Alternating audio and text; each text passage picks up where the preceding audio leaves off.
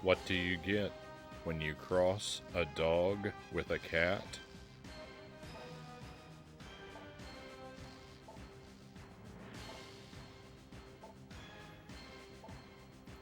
A creature with K9 lives.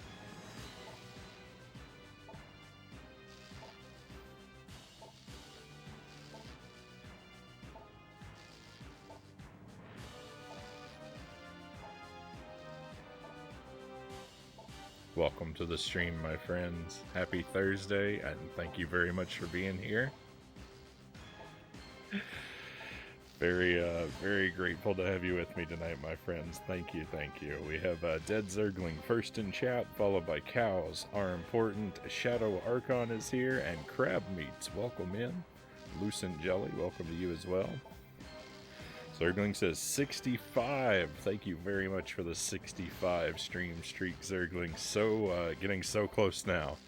I'm actually surprised because I thought it was a little closer. I always think you're a little bit ahead of where you are because I was thinking it was more like 70 already.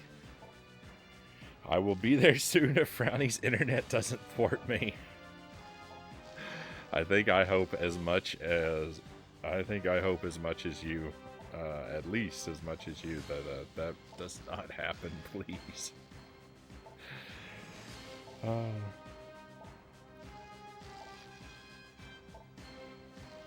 What do you get when you mix cattle with a lion? Cow mane, Zergling says.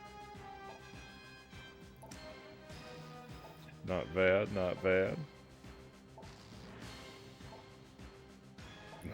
And here I was thinking you were going to say it was a cog in some sort of pet machine, Cow says. Oh, I kind of like that.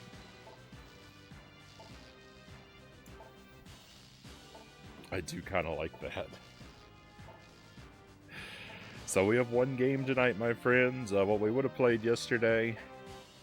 Sorry, my apologies. I couldn't make the stream yesterday, but we are back together tonight. And making up for that, we are playing Jet Force Gemini tonight. We are... we're at an interesting part in the game because we united all three of our characters last time. We finally, everyone converged on one location, and we got a little story segment that basically says we now have to go back and sweep the entire game and rescue every teddy bear. So that's what we're gonna get started on tonight, my friends. Hopefully we'll have a long, productive stream tonight. We'll get a lot of these found. We have cleared a few of the areas on our first pass through, so we're not starting completely from zero at this point, but we're pretty close.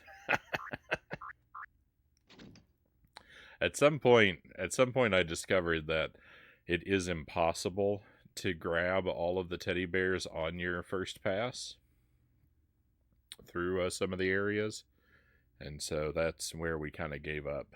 So Lodge and Rim are two areas that we have not even been to at all.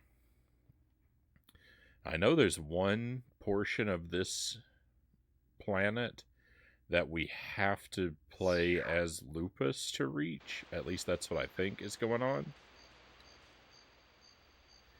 But we're gonna explore first. I kind of think that we're gonna have to play this level as Lupus and Vela because they've never been to this planet. There's one area I know that Lupus has to be the one to enter because he's the only one with the ability to get there. And I assume there's another place where we'll have to be Vela. But we'll see. We're gonna start off with Juno, even though he's the one character I think we don't need. And just see what we see first, and then we'll switch. Hey, Buddha Fingers, welcome in.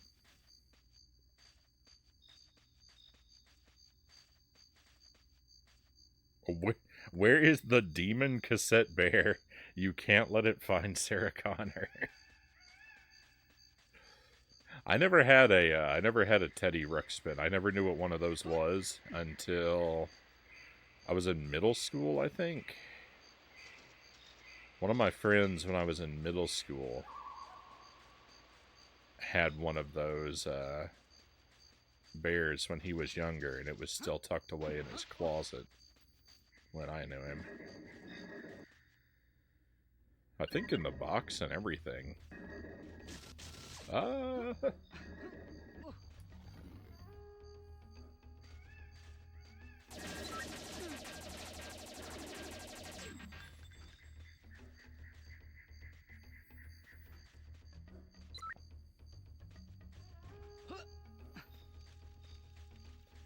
My first teddy bear was this, it was a fairly sizable teddy bear, but it was like yay big probably, but it was very flat, and it was this very orangish brown color. It was very, like, generic. It might have even been homemade, now that I think about it. And I think it had big brown buttons for eyes, as I picture it in my head.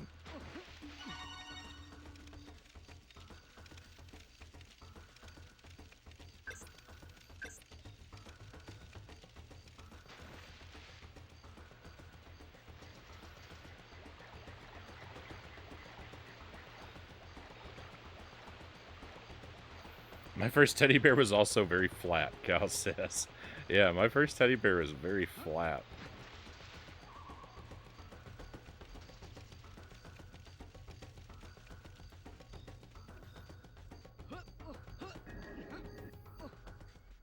Hey, Final, welcome in. Final Fantasy, thank you for joining us tonight. Not the claw set.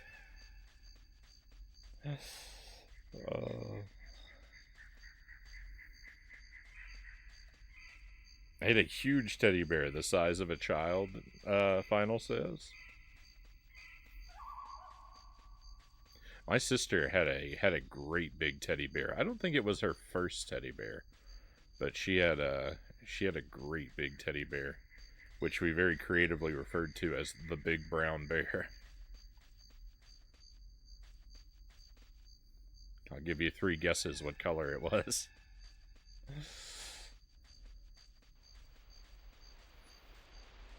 I had a lot of stuffed animals when I was a kid.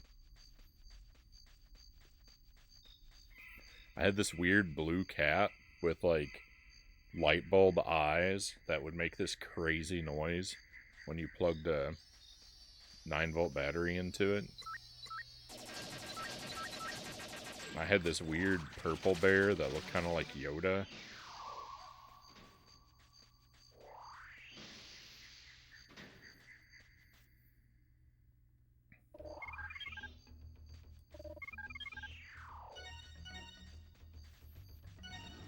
Don't be silly, it was green. Let me guess, it was brown, Cal says.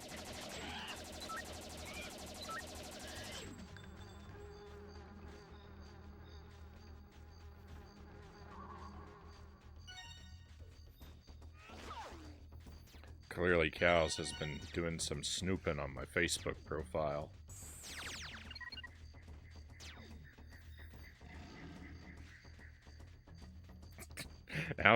How many space rangers does it take to screw in a light bulb?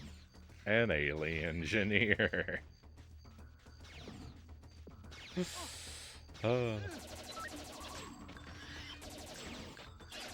You repeat one punchline and the stream is never the same. I kind of love it.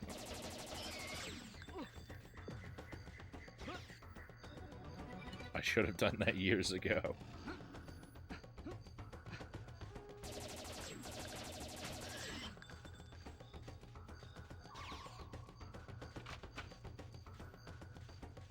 It's a tradition now.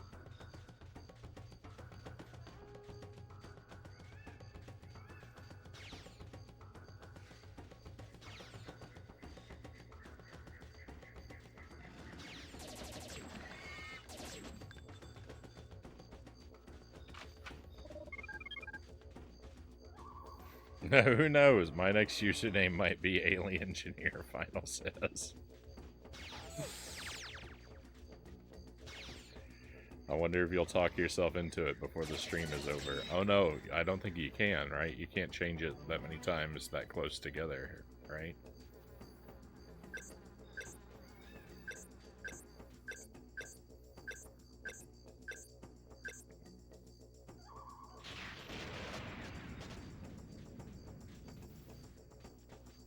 You gotta wait 60 days. 60 days, wow.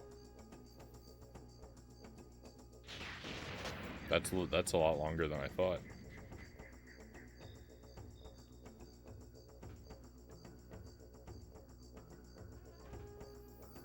You say that as we don't repeat. That's almost a year. Oh yeah.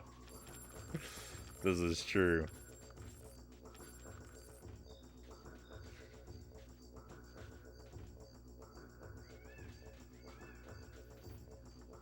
In 60 days. That's almost a year. How did I drop the ball on that one so badly? Thank goodness you're there to pick it up, Cows.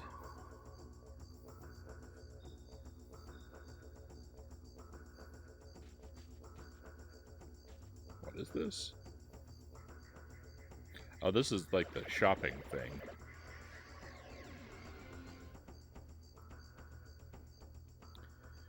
Alright, Tosh. Diamond, Geezer, Mercenary, Robot at your service.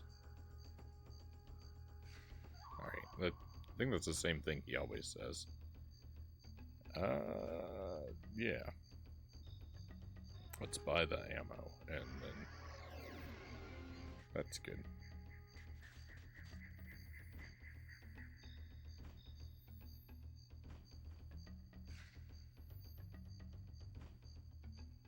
Oh yeah, sorry I missed that, Zergling.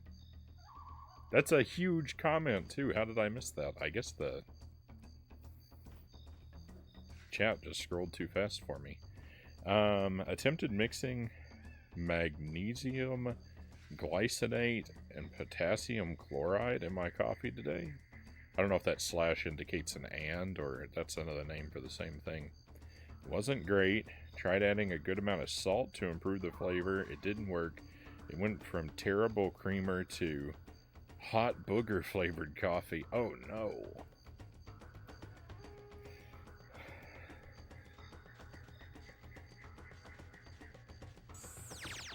You don't.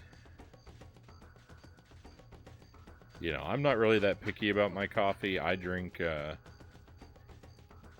some coffee that people who are really picky would, maybe even people who are not really picky, would consider to be pretty substandard coffee sometimes. I have a tendency to over-extract my coffee, especially. I think that's my biggest problem. But,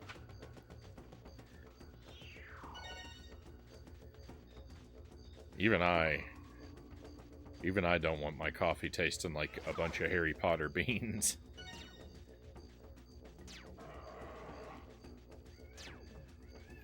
That would indicate an and. All right, I didn't know. Because I wasn't familiar with the chemicals involved there. I didn't know if and or also known as was to be implied.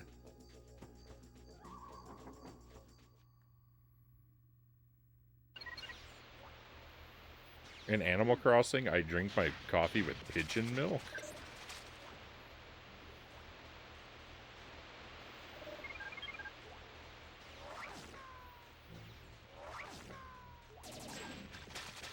Yeah, I just drink my coffee black as well. Just plain black coffee. And usually a really dark roast is what I lean toward.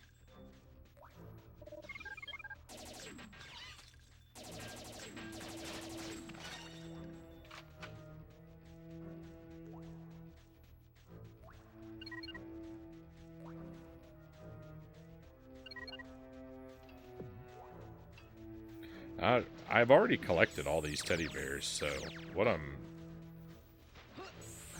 this really doesn't have much purpose. Recollecting ones we've already gotten. I don't know what I'm up to.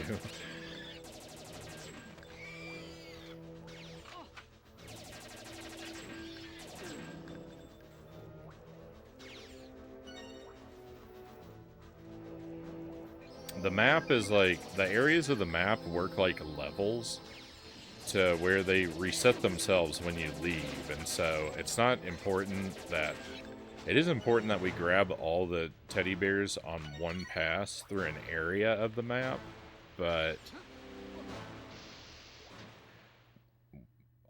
but it's only our PB in collecting them that ultimately matters. Okay, so this is where we have to bring Vela, because she's the only one that can go underwater. So there is an area, I think. Oh, but no. Because... don't we come out from there? Or is that a different level? I think we need to bring Vela here. Because she can go in that tunnel over there. So, that'll be okay. And I know where Lupus needs to go, so...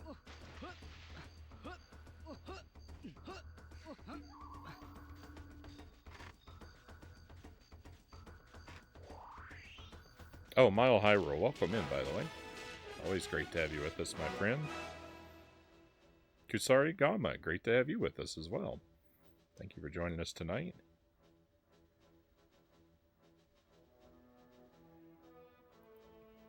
I drink my coffee with whiskey, Mile Hyrule says, but no coffee.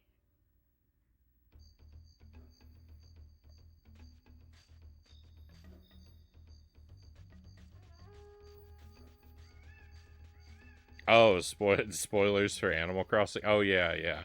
You know what? I remember. So, yeah, I didn't play. I don't. Like, the cafe thing for Animal Crossing. Yeah, I didn't play any of that. But that's alright. No worries.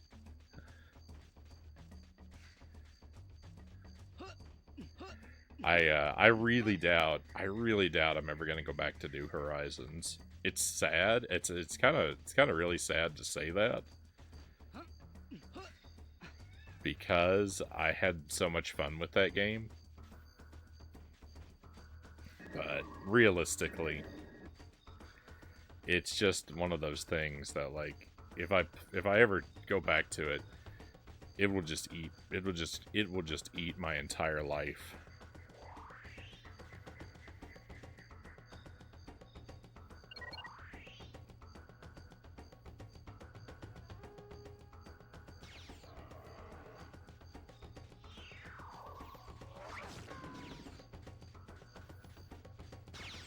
Oh, what area is this? Hang on. I need to go back and I need to see the title of this area again.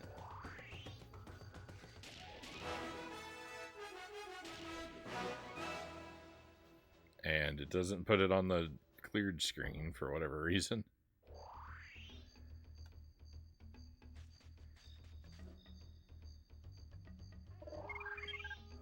Interior. Wait a moment.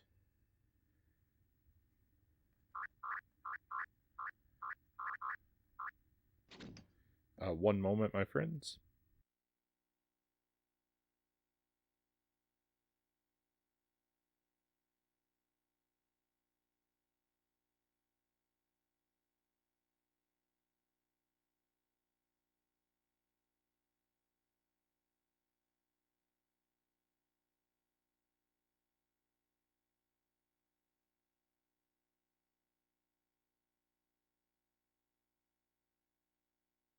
Speaking of coffee, thank you for the coffee jelly.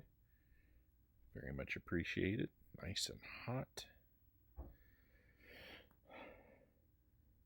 Dunkin' Donuts, I've heard, has a really nice tasting coffee bean, Final says. I don't know if I've ever had their coffee. I don't know if I've ever been to a Dunkin' Donuts.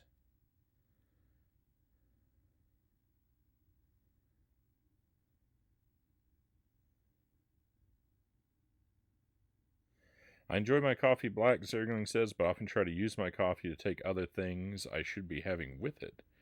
Works well for just potassium chloride, salt, and iodine, but magnesium glycinate ruins everything, apparently. Offer still open to add you to the Nintendo Switch Online. Hey, thank you, Final. Appreciate the offer. But yeah, that's really just not something I need at the moment. Animal Crossing is bad for us. Frownie will develop the urge to 100% and will be trapped for years. If we play Animal Crossing on the stream, and it's not impossible that we might, but if we play Animal Crossing on stream, I think it's going to be the GameCube original. I think that's what I'll have to play, because I missed out on that one, and I would be excited to check it out. And I think it's probably been long enough since I played New Horizons that I probably wouldn't miss any features from that it was lacking, really. I don't know. It's hard to say.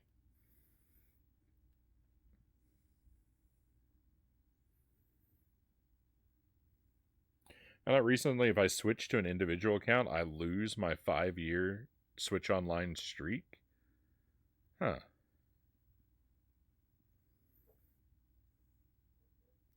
I'd love to get an Animal Crossing collection on Switch, Final says. Pokemon Collection 2.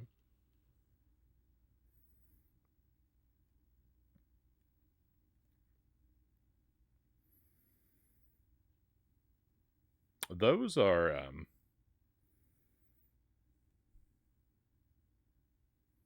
well, I was going to say, like, it would be really surprising to me to see a collection of those games.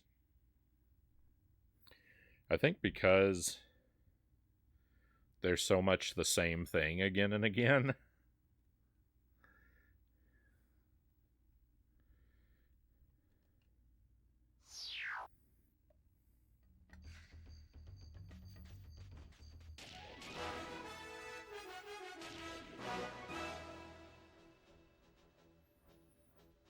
A Pokemon collection, I feel like I understand a little bit more than an Animal Crossing collection.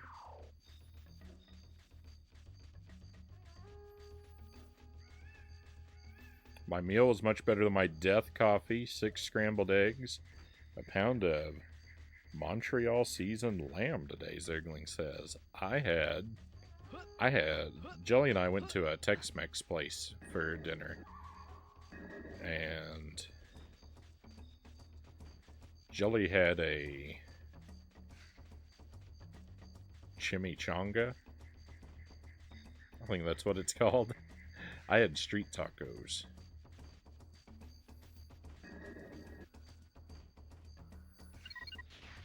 Of various types.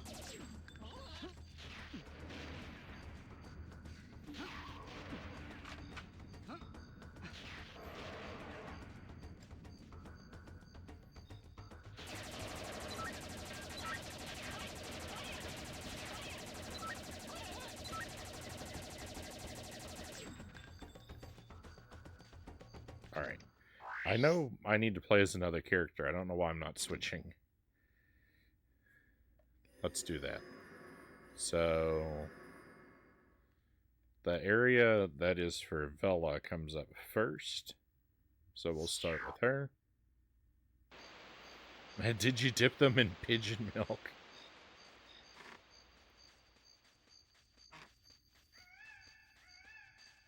I don't know if that was targeted at me or at Final. Either way, it's kind of a funny question. Wiener Schnitzels. First hot dog I ate in 3.5 years, Final says.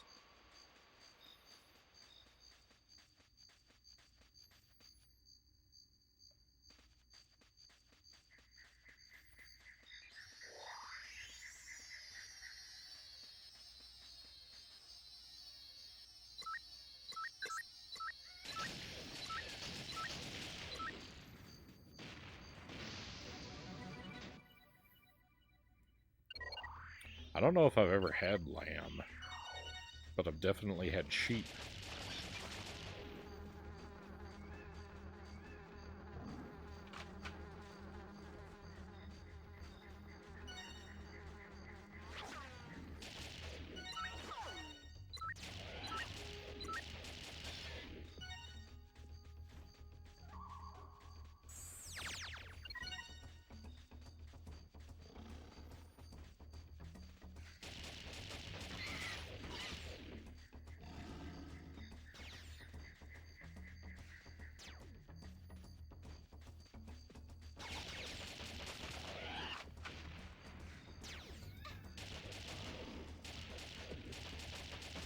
I was about to say, I hope we don't have to get every teddy bear in every area as every character, but that's not possible.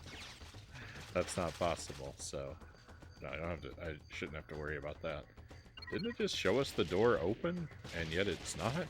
What?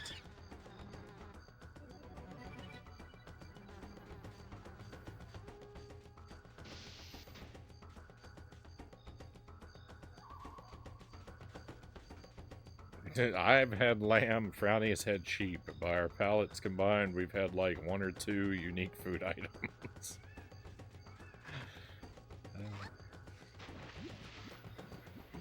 Yeah, mine doesn't. Adding my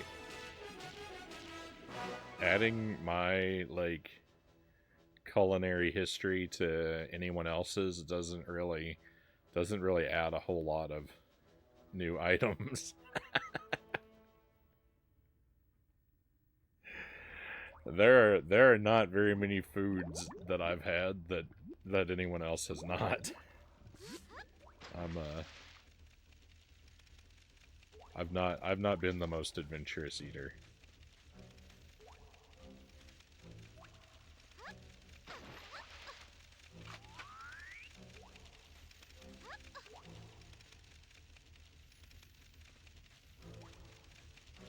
Okay, so this is a brand new area for us.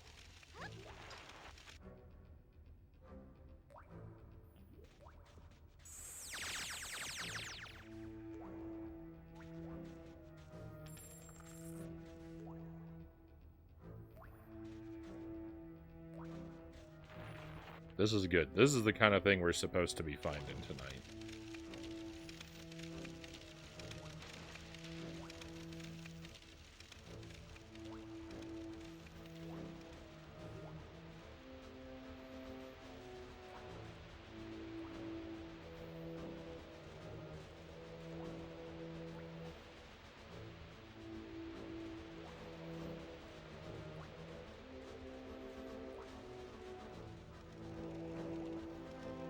This is very dramatic music swell happening.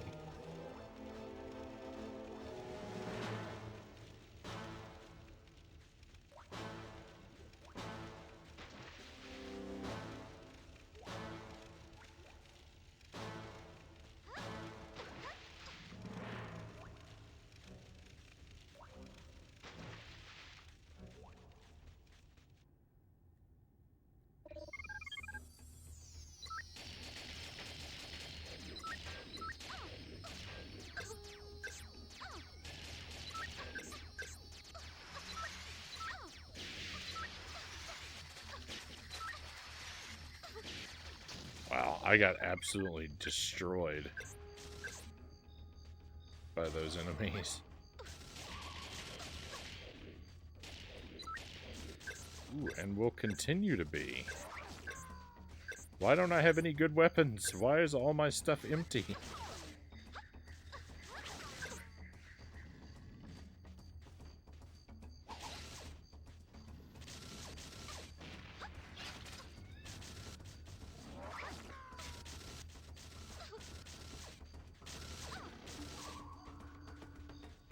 Oh, great. There's ammo for some weapon I don't even have.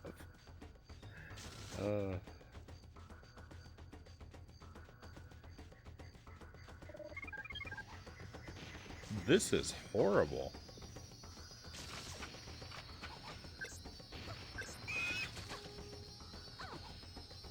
Alright, finally, I got 100 bullets.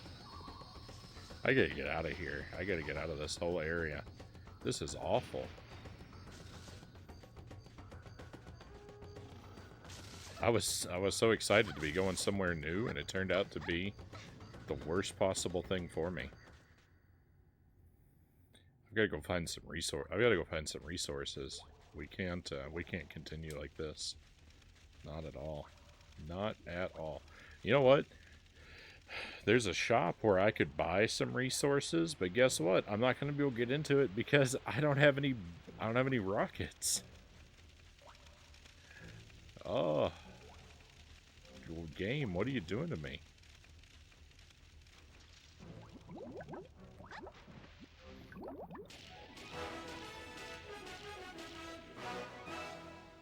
Rough.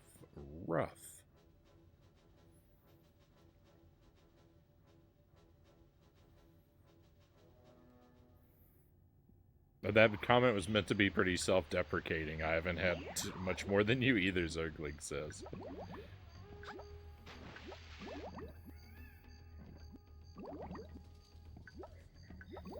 Two foods I encourage everyone to try: tikka marsala and dim sum, Final says.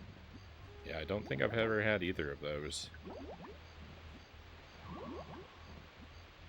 Which is to say, I know I've never had either of those. I don't know why I don't know why I worded it with such uncertainty.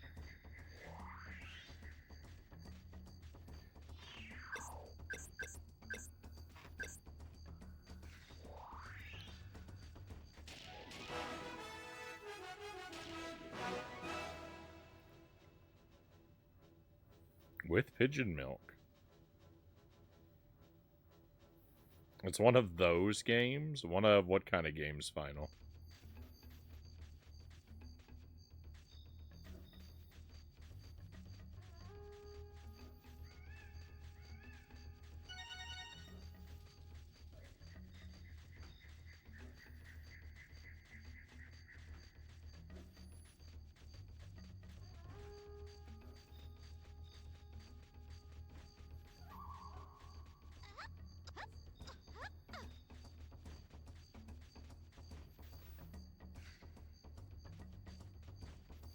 Dim sum is cool. You order like 10 to 20 things, and they bring them out in these little wooden huts. Pop off the roof of these huts, and inside is the food. By the time you finish one stack of food, they bring another stack to your table, hauling off the old stuff.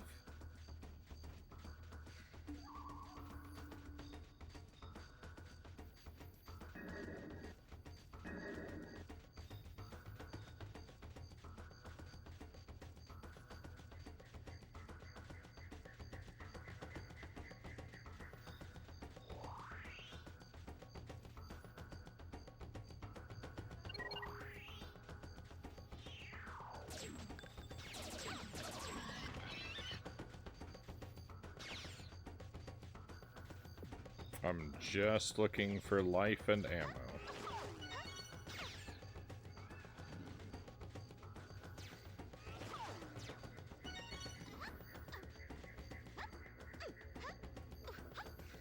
And I'm pretty sure I'm gonna be pretty disappointed.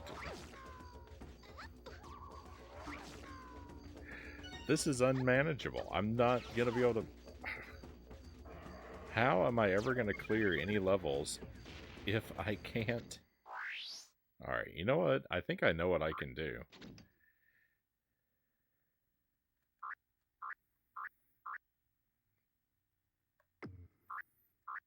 I think the walkway is the place to go. I need to find one of those shops that sells ammo refills. I think the walkway is the place. Yeah, this is the place I was thinking of. I don't like that I have to go to another planet to get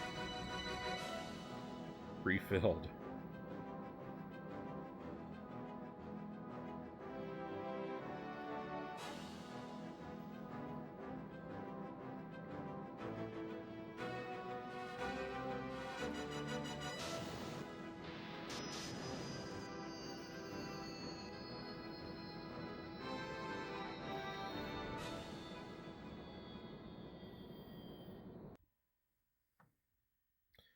There are actually teddy bears to collect here. I don't know if I can collect them as Vela, but...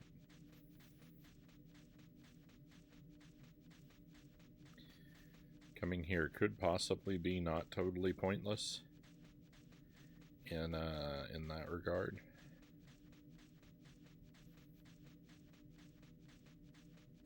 We shall see. Hey Derek, welcome in. Hope you're having a wonderful day, my friend.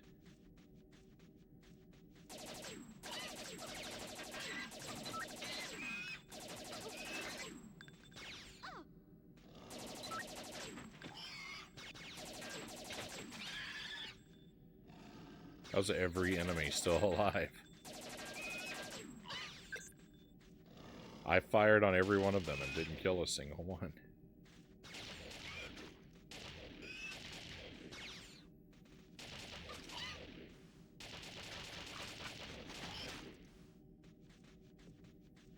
Enemies in this game are too indestructible. Hey. That gives us a whole 20 fuel?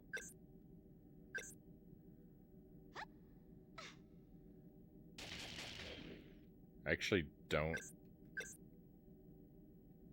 know how to use the jetpack.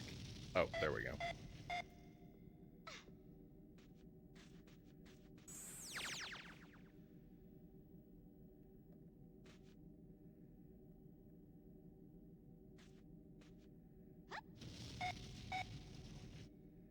Oh.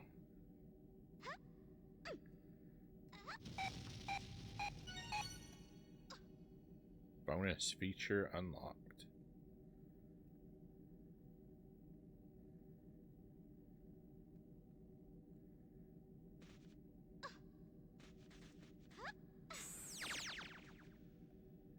Cool.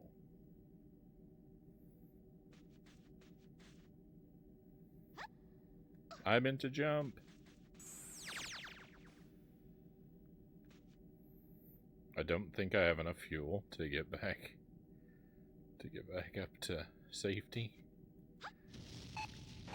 No.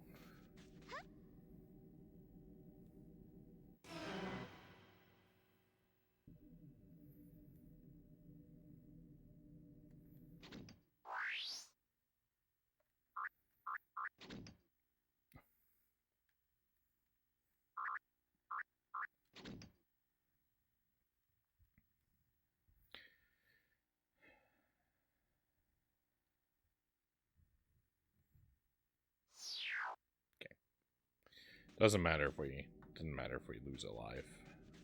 It's really no big deal.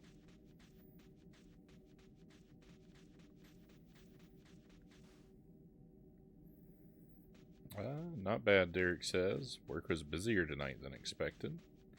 Hopefully that at least made the time go by quickly.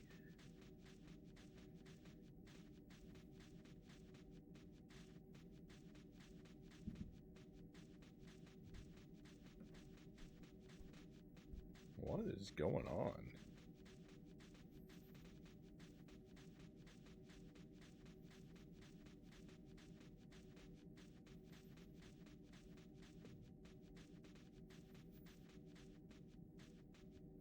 That's in reference to the noises that I hear coming from upstairs that I don't think the microphone is picking up.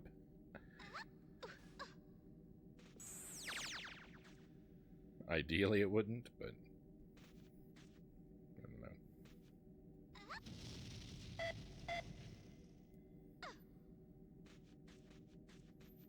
I'd have to go upstairs and make sure Jelly's not in danger.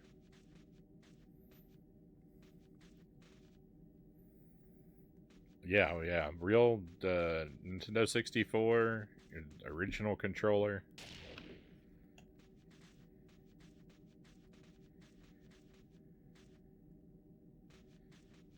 We're doing it all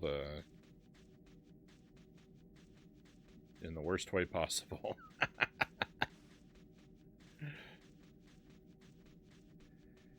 Oh, where are the other teddy bears? There's 2 more on this level, and according to this, I've collected them before.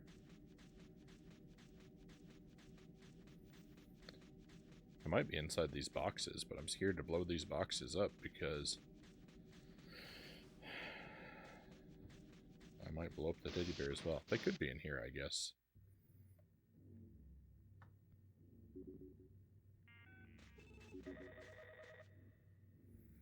I looked up how to properly hold a Nintendo 64 controller and saw a picture of 3 hands holding the controller. Yeah, that's what most people think. There are a few games where you need 3 hands. Mission Impossible and Superman 64 are made for 3 hands.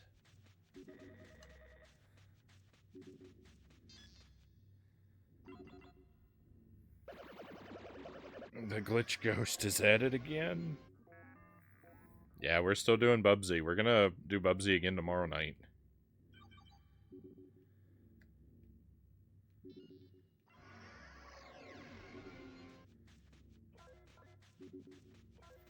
I probably have 2 more nights of Bubsy left. Would be my guess. If we have a super epic stream tomorrow night, maybe it'll be the last night of Bubsy tomorrow, but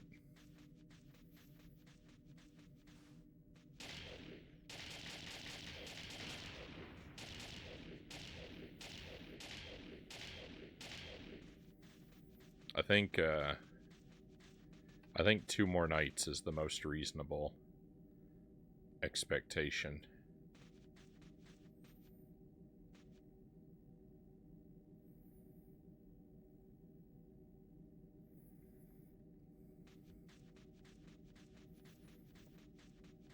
Probably 2 more nights of Bubsy. Probably 2 more nights of Ape Escape too.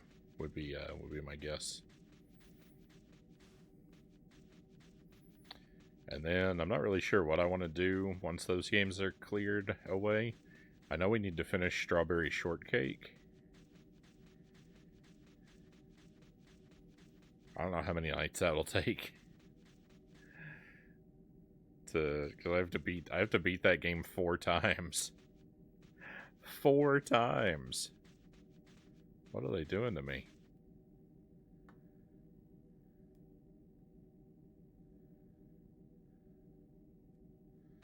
Alright, something is not right here.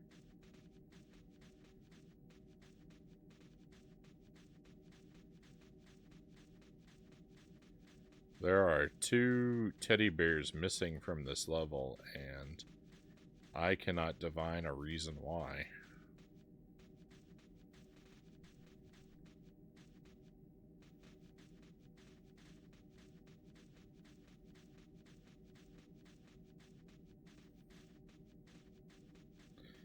There are supposed to be 6 on this level, but 2 have been erased. That is not how this game is supposed to work.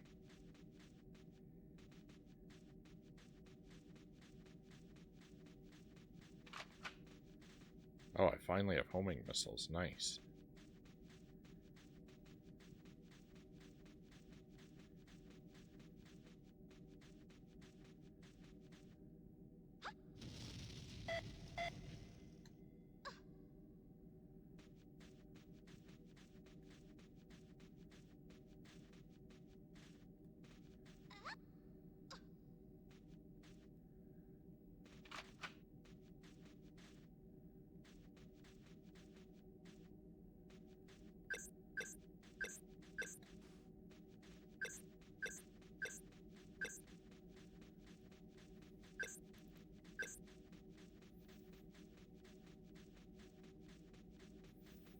I don't know. I'm really annoyed right now with this game in this moment because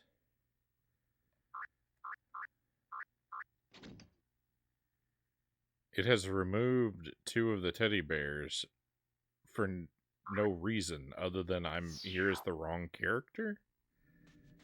But that's not how this is supposed to work. The environment's not supposed to change in response to what character you're playing as.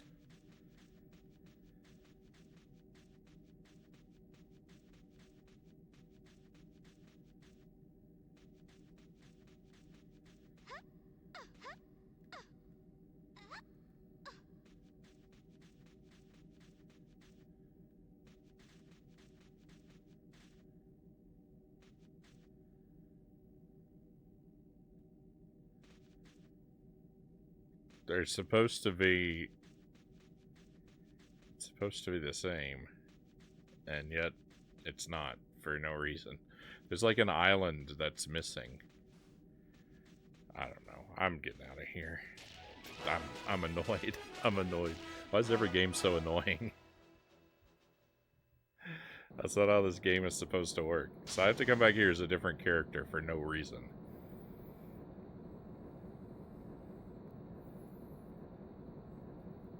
Classic rare. Yeah, like DK64. I don't really remember that game. It's shocking. Considering how much I played of it, I don't really remember it.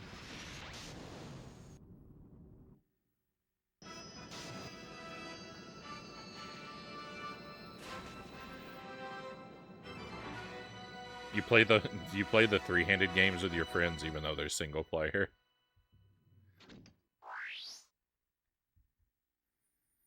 That's the way to do it. Alright, well, we'll go back there later. Played DK64 for about 30 seconds. I played it, well, I know I played it at least until you unlock the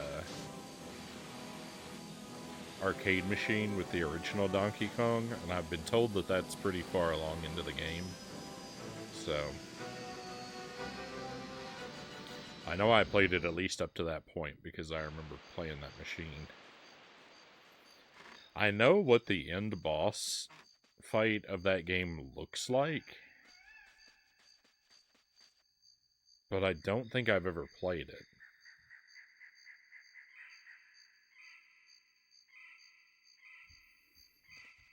I've just seen pictures or footage of the end boss fight, I think.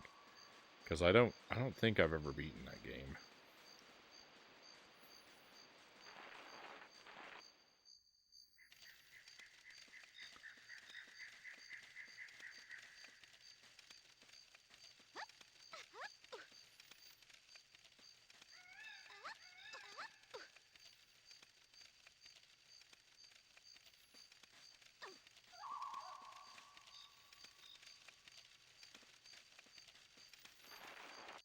Hey Chozo, welcome in. Thank you for the hydrate. Thank you for the 3-stream watch streak. I'm surprised the streak is only at 3 streams, because I feel like you've been here with us a lot lately. Had bacon and eggs? Oh, very nice. Oh, let me...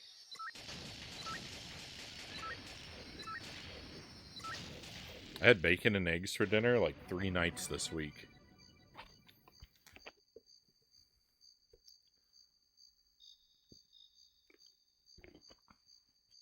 My sodium levels are off the charts.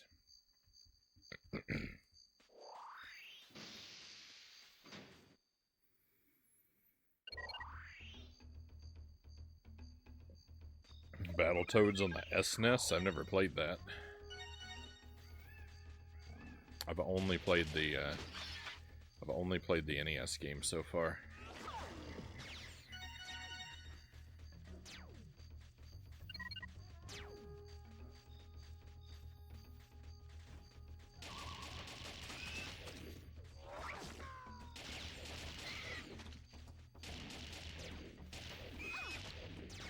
I definitely want to do more Battletoads though.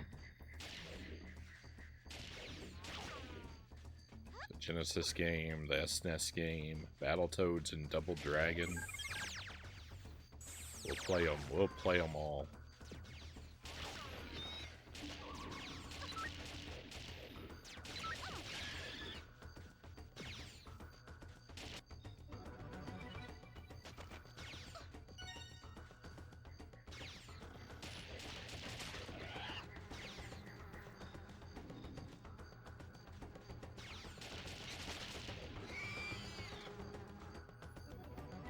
And it's sure for free if you join the Switch Online. I'm fine, I'm fine.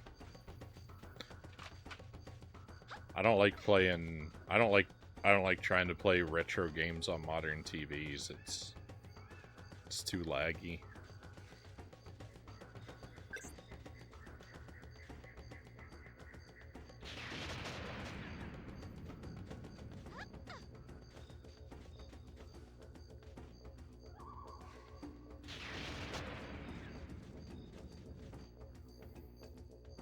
Yeah, even with game mode turned on.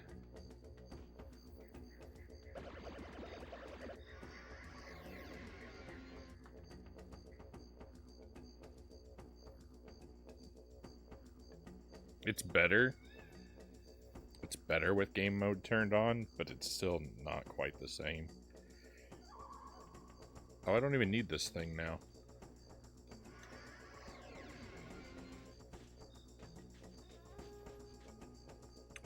My flat screen that I have down here is like a really old one though. It doesn't have a game mode, but it also doesn't seem like it needs one. I think it works differently. I don't know. I don't play retro stuff on it. But when I played like Mario Wonder on our TV upstairs, it has a game mode and it needs to be in game mode for the playing experience to be alright. And this TV doesn't have a game mode, but it doesn't need it. It's at least as good, if not better, than the one upstairs in game mode is. Which is why this one is down here.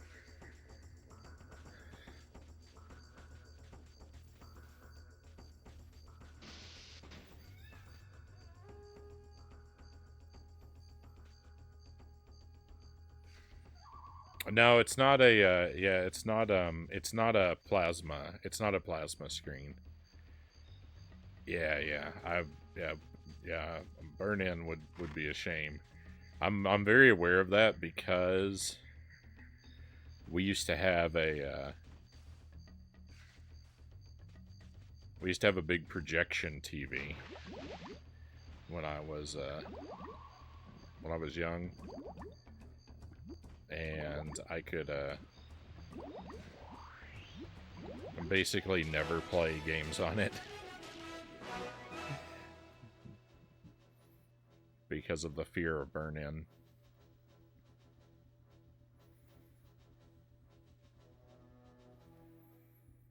They have a CRT filter if that makes you feel better. If it were the look of the game that I was worried about, that would help a lot. My new monitor is curved. Congo, welcome in.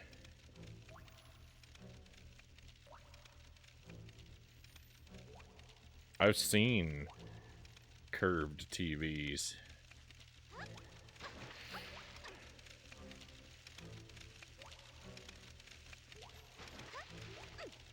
My TV is curved too. But it's curved in the opposite direction, right?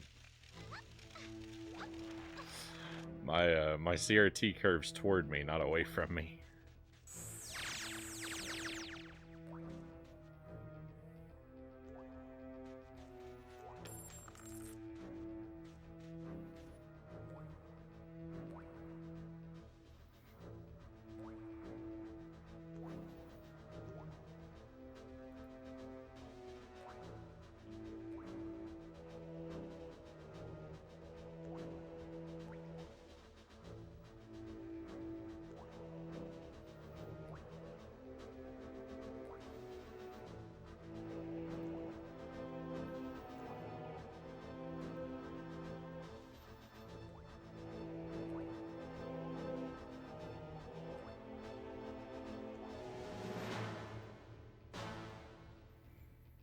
What's weird is I always dealt with input lag in the 90s, and when game mode became a thing is when I noticed there was no more input delay, Final says.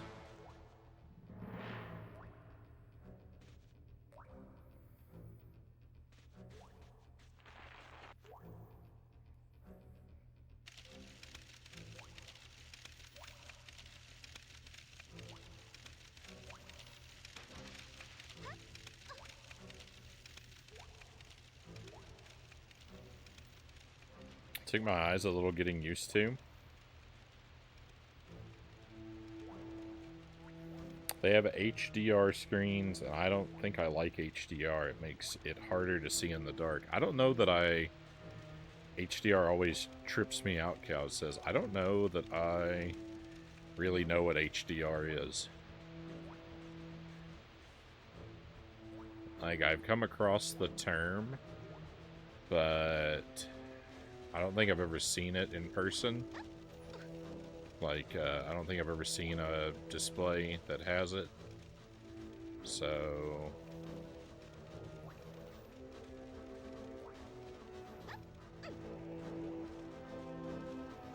it doesn't really mean anything to me, because I don't know what it... I don't have experience with it.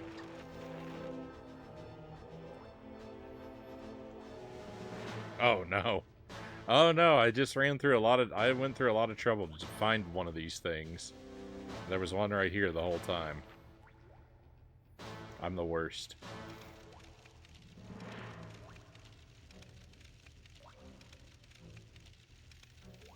I've been told it means bright, brighter, and darker. Brighter brights and darker darks. I'd say a good 85% of games past 2014 are really dark these days.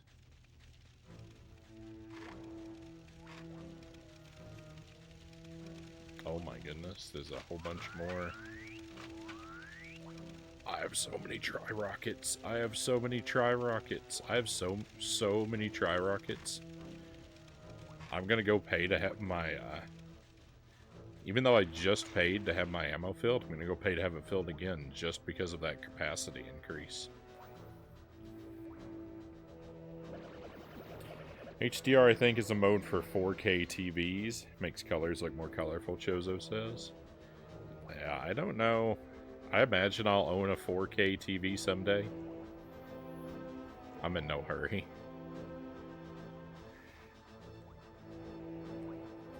Basically, when 4K TVs are the only thing that's on the market, is when I'll own one. Probably. I don't know. I hope I don't have to buy a new TV for a good long while.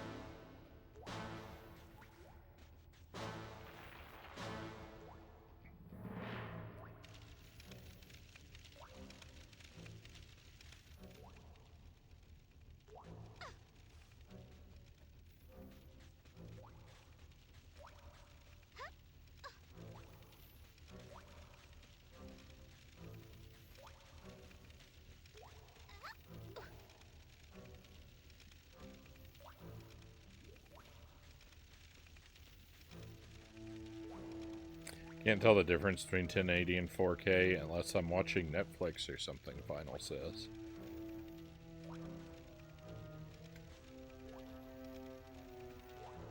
$1080 will always be around, or the prices of 4K will drastically drop when OLED becomes the norm.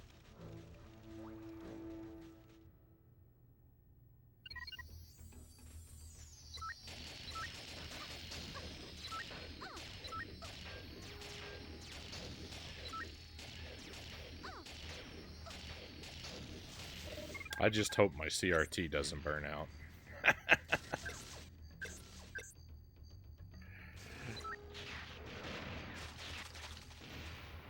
That's all I'm concerned with.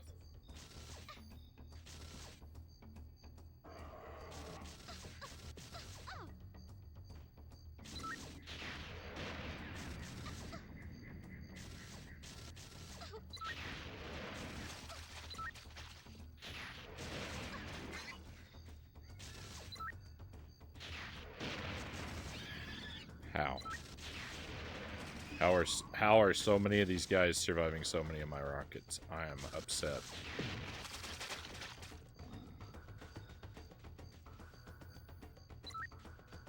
Yeah, get out of here.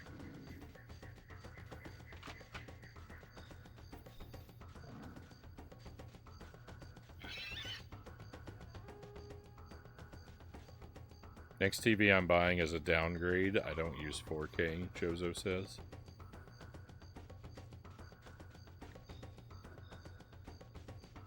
Is Conga your emulation guru? I remember someone in here is really knowledgeable about that. I emulate quite a bit. I am not a guru of much of anything, Conga says. I don't know if Conga has advised... I don't recall that Conga has advised me on emulation. I don't think anyone really has. No one's really advised me on emulation. Sparrow has been trying to get me to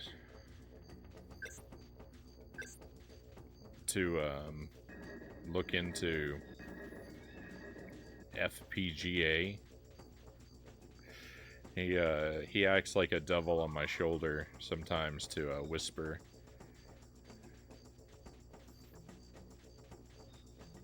the benefits of FPGA in my ears.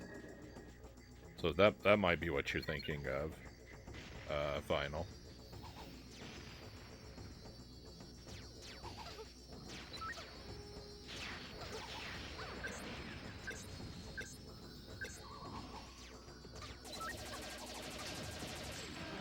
Conga has served to suggest C64 stuff to me.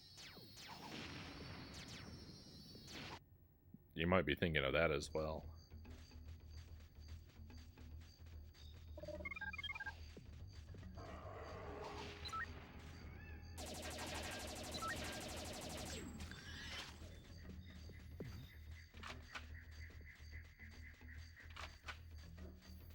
Conga is one of, if not the most enthusiastic C64 fanatics among us.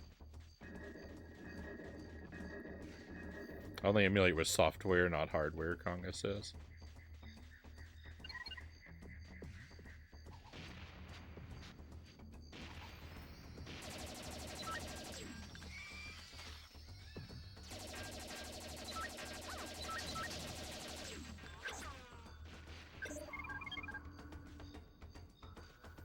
This is rough. All of this is really rough.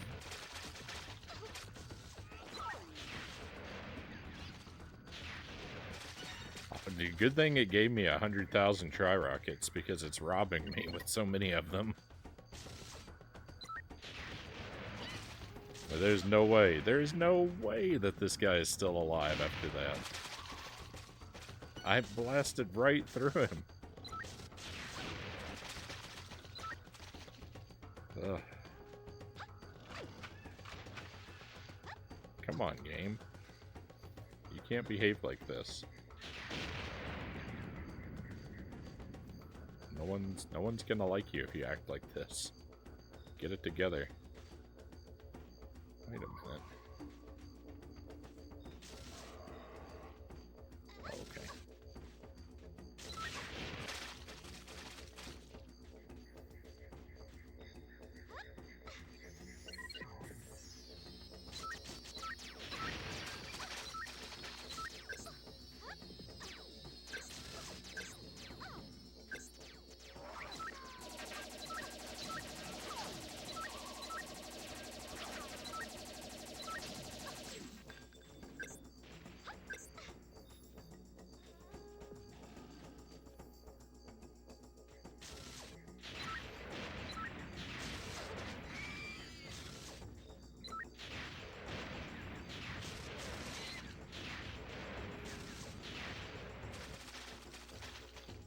Okay, 40,000 rockets later.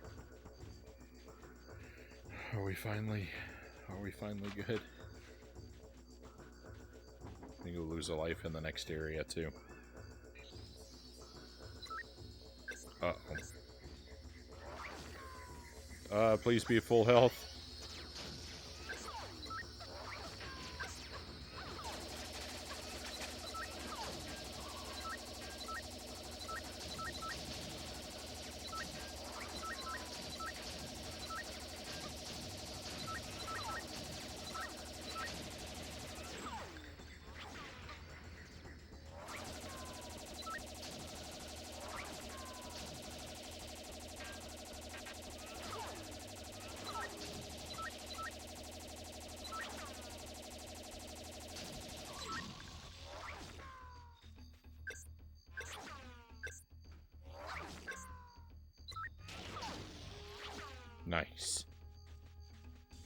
Oh, great.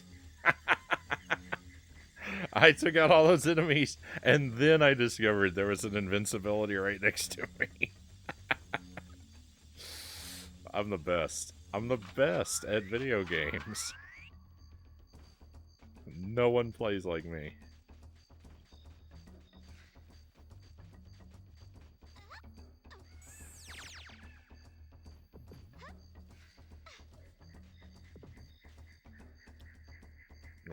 Why is the world collapsing? There's multiple invincibilities? Get out of here.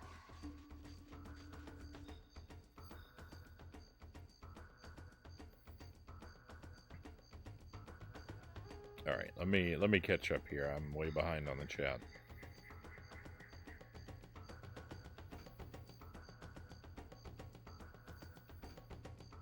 What do you need help emulating? I don't need help emulating.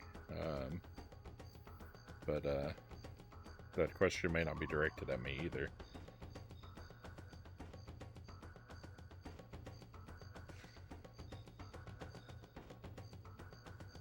I wonder if the handheld emulator consoles on Amazon are any good, Final says. I could not tell you.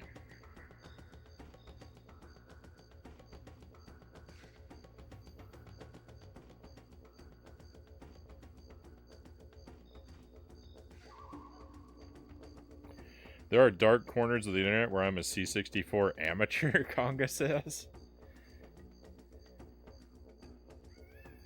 Mister would be awesome. I think they've come down in price as well. It might be useful for, like... The only real temptation of that is for consoles that I don't have. Oh, I was supposed to... I don't know what I was supposed to do. I think if I had stayed on that platform, I would have taken a ride somewhere.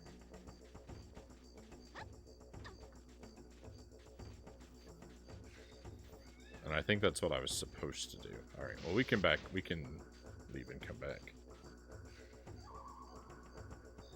Greg, welcome in. Hey, thank you for the 30 stream streak. Very nice. Really appreciate that, Greg. Thank you for all the consistent company. I knew you'd been joining us a lot lately.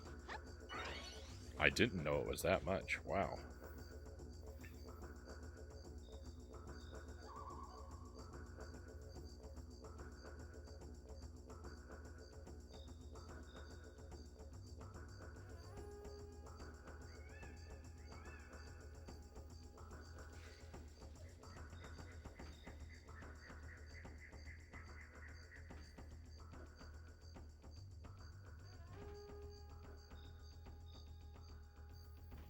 Cheap things on Amazon are really good, Conga says.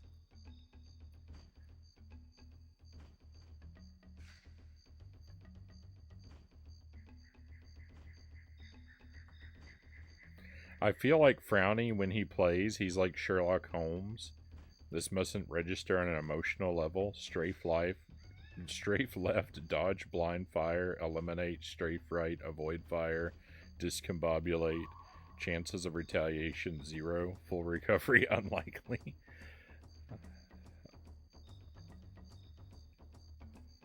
$30 streams. That's almost a year. Master Tuesday, welcome in. Happy Tuesday, my friend. Per your request, we'll hang upside down a while.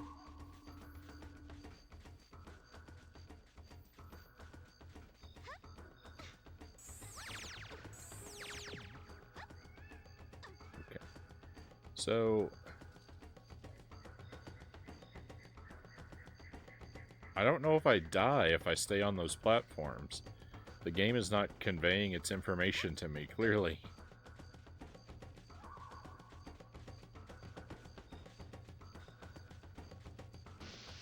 Usually in a situation like that, if you stay on top of a platform like that, you die.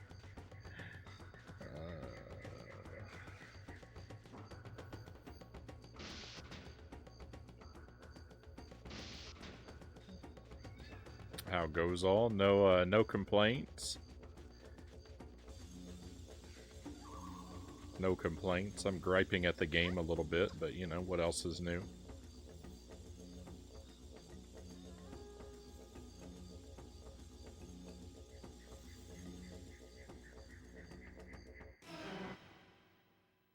Okay. So that was death. Well, this doesn't make any sense.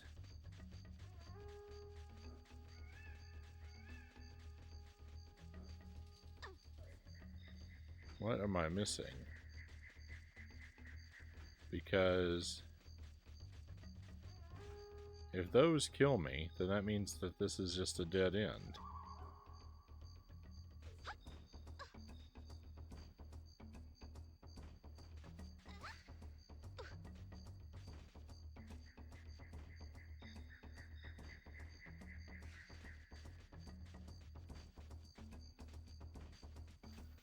I mean, I guess the path could have forked somewhere behind me, but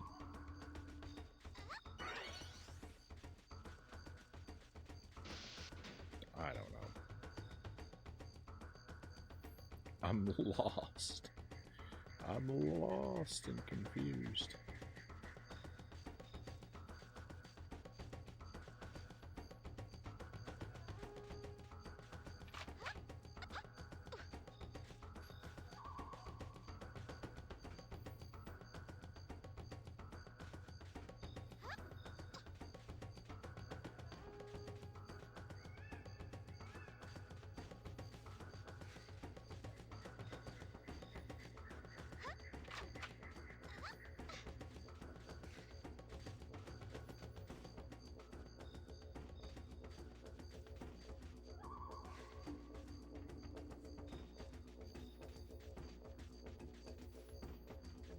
Jelly and I have finally come up with an idea for a new emote.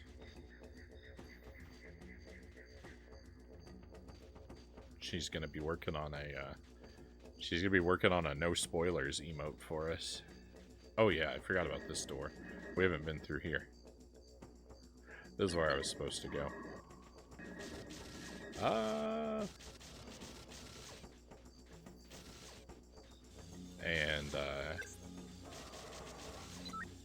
I think the idea that we have for it, I think the idea that we have for the no spoilers emote is going to be really good. It's pretty ambitious. So I hope it, you know, fingers crossed that it's going to come out like we hope, because it's a pretty ambitious design.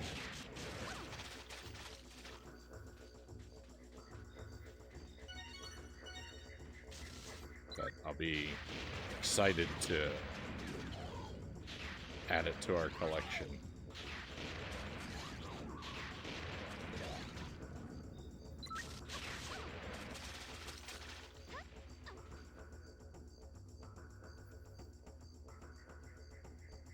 Yeah, no spoilers emote spoils what it is. Well, I'm not giving you the details.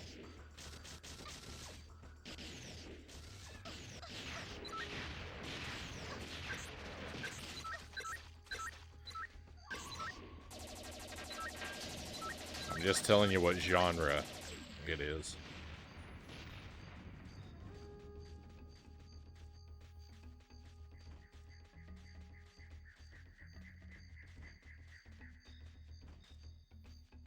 Which admittedly could be a spoiler for me about a video game.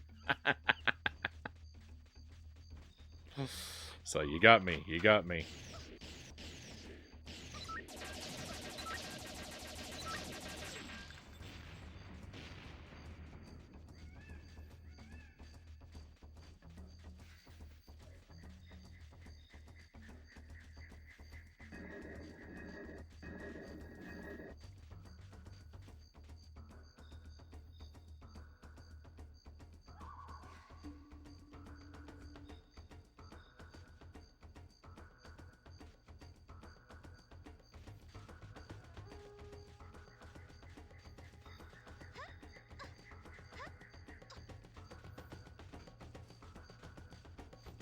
Yeah, video game preservation is just a woeful thing.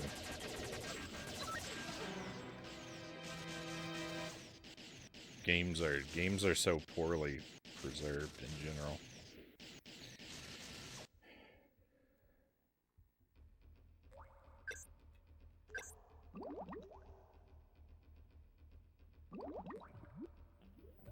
Yeah, I lost everything. I lost everything.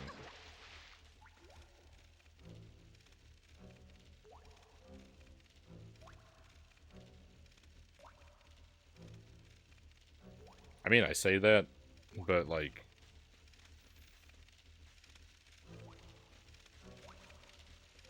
compared to like, you know, like literature or film, the percentage that is, and the percentage of those that have been lost, like, video games are doing real well.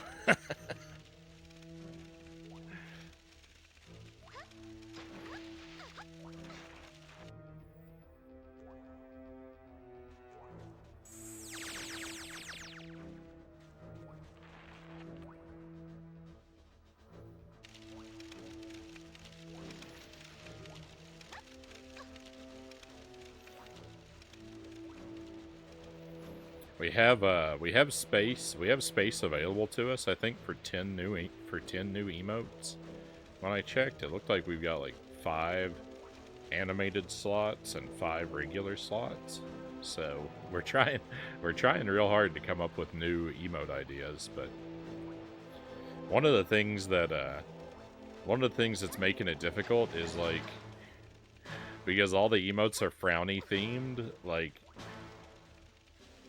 it's hard to make an emote that expresses...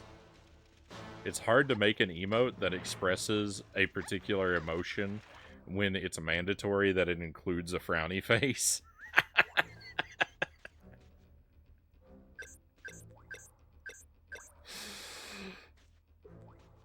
Like, it's like, you know, it's... Oh. I mean, we have made it work in the past. Despite all odds, like, you would think a happy emote would be impossible to combine with the frowny character, but I mean...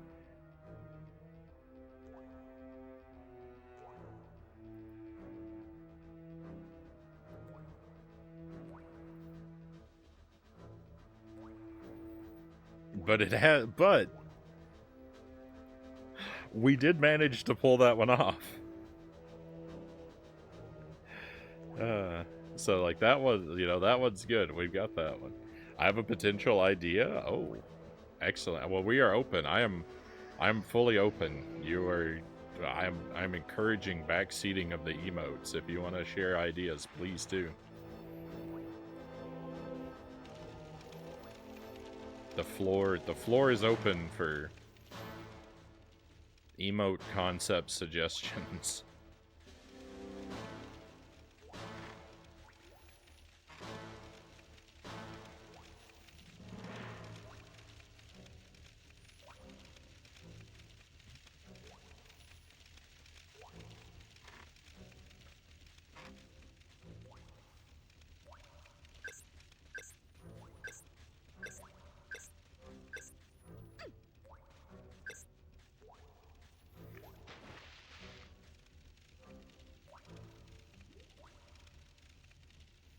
Some greatest hits of pain could be nice, like Dr. Evil.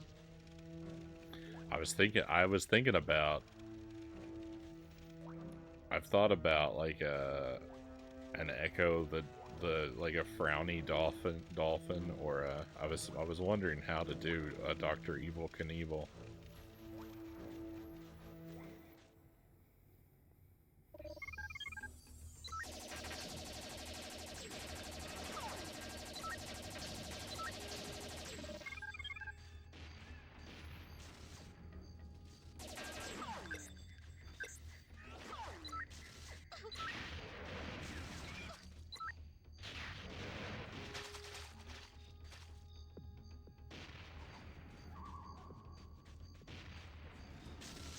There's a guy up there tossing grenades at me, and boy, I don't like that guy.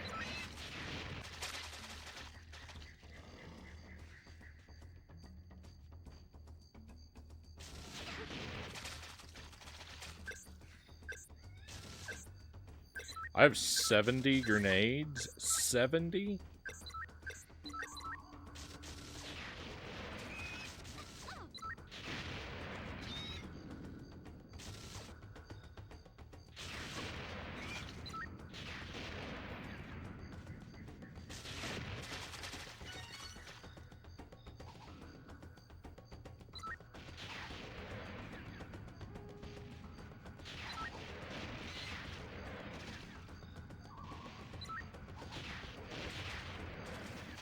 That guy is not even holding a shield. That guy is not even holding a shield. And it took all those rockets to blow him up. My goodness. I'm gonna lose my mind.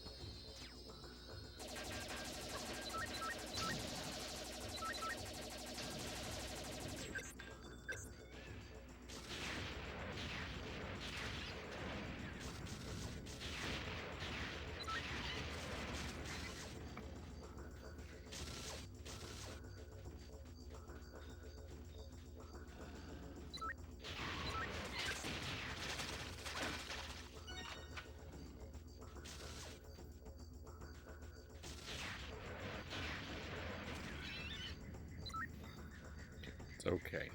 It's okay.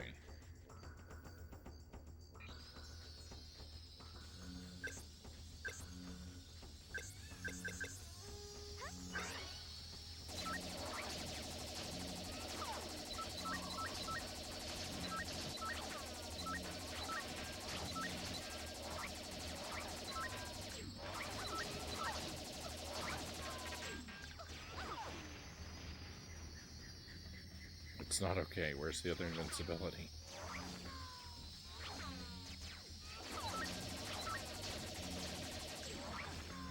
It's so much more difficult to take these guys out than it was last time. Why is it like this?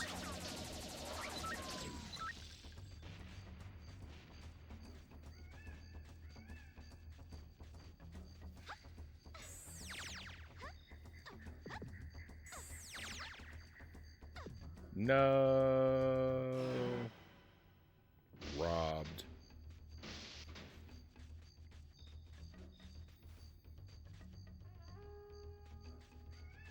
Maybe a frowny face with a magnifying glass for an I have found a collectible sort of vibe.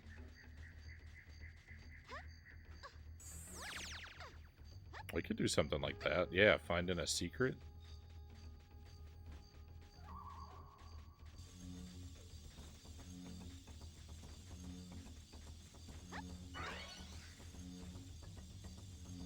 I love finding secrets.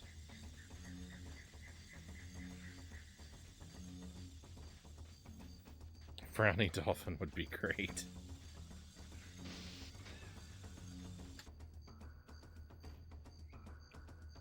Oh, I see.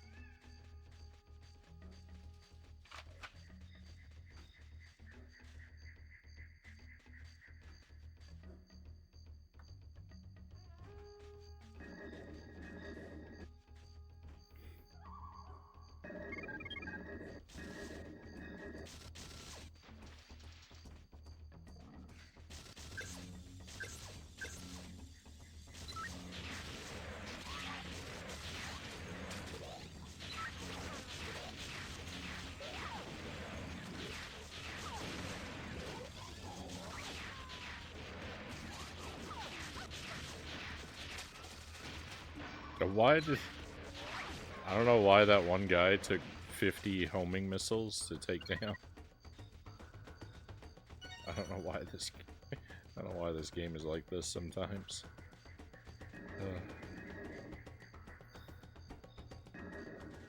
Fortunately, we can go back out and get those refilled, but I'm still gonna shake my head in an annoyed fashion. You know what? I'm gonna go refill my health, too.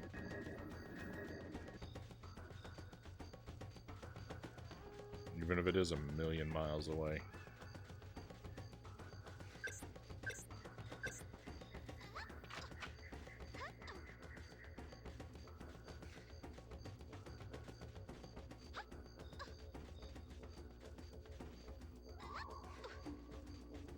Things have gotten rough. Things have gotten rough. I thought this was going to go a lot more smoothly. I did not anticipate I was going to be spending hours in each area.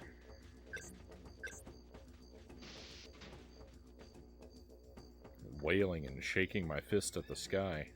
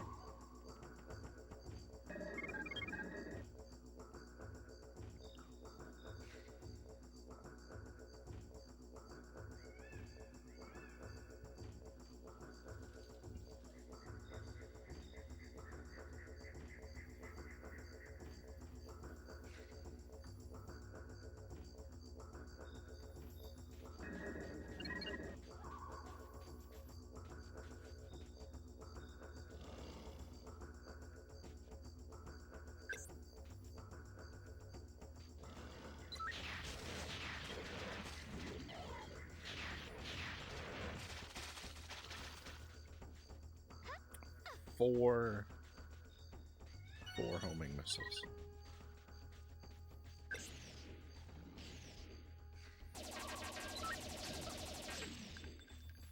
That's a lot. That's a lot of missiles. I mean, I have a lot of missiles. I'm doing a terrible job at aiming. That was my lack of what do you call them? My lack of machine gun bullets. Completely my fault now. Tri-rockets are so much better than homing missiles.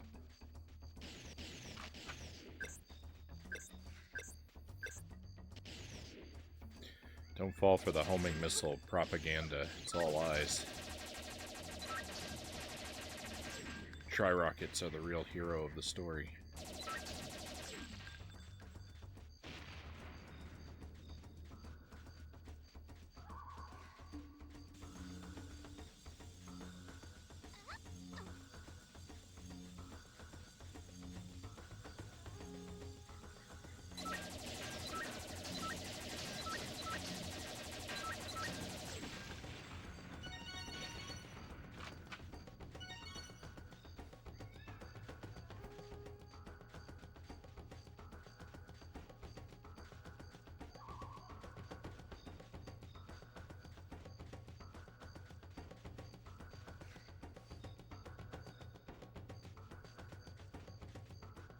This place is very maze-like.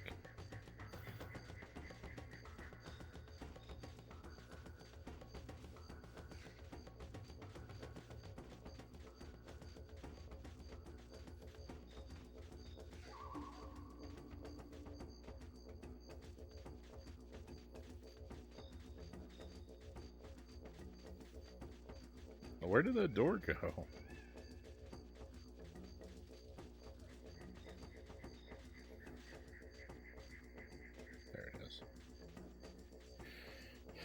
Did I finish seeing where this path leads to? I feel like I heard an enemy still existing somewhere. Maybe not.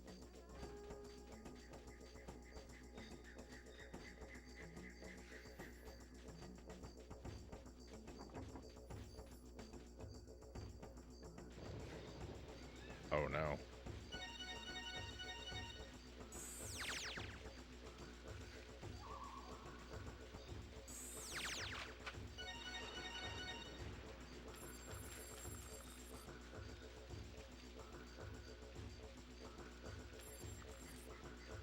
Okay, there's no enemies in this area? That's fine. This looks like it probably has a boss after it, though.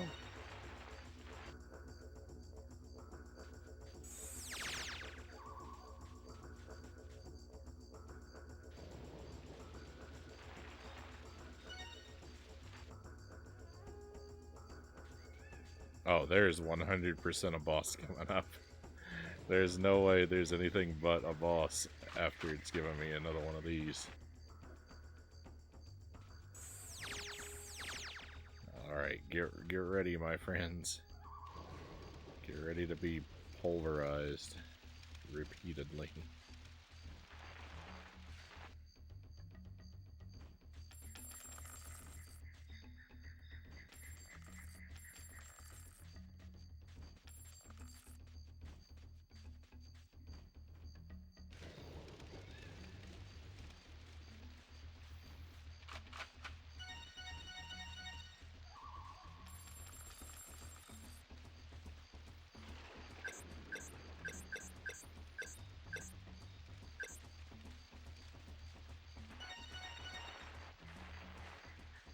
Let me make sure I've actually checked all of these.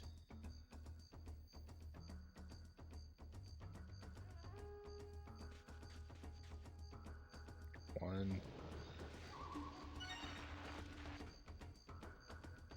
two. This is such a weird game. It's so weird how they handle like power-ups and refills and stuff in this game. Because like they charge you for this kind of stuff, but then they give you infinite coins that are respawnable. And like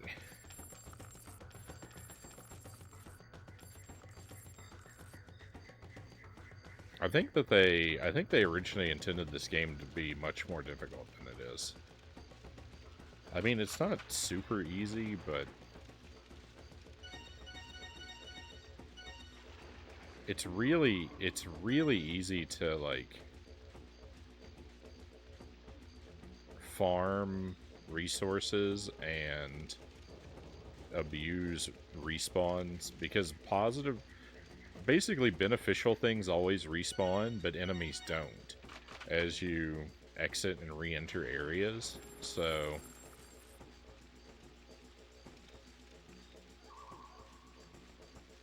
if you're patient, you can really like cheese your way through a lot of situations in this game. Alright, let's see what this boss is like.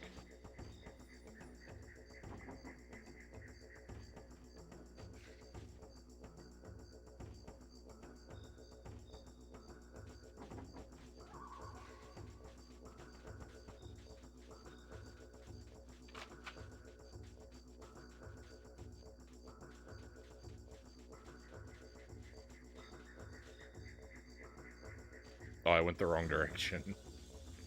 This is back the way we came from. I was like, wait a minute.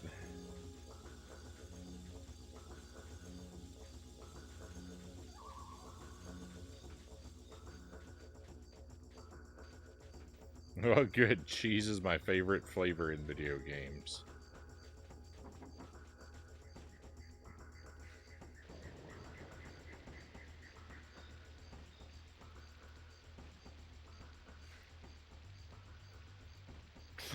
Cows beat me to it.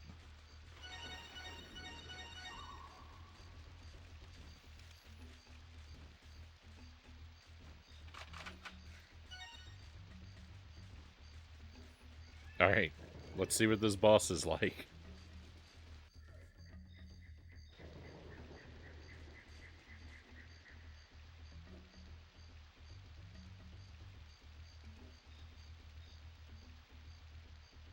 Wait a minute, there's no boss. This is just the exit. I've still missed a couple teddy bears, so we're gonna have to go back through this area again to see where I've overlooked them. Unless they're down here next to my spaceship. I don't want to get too close to it. I'll exit the area by accident.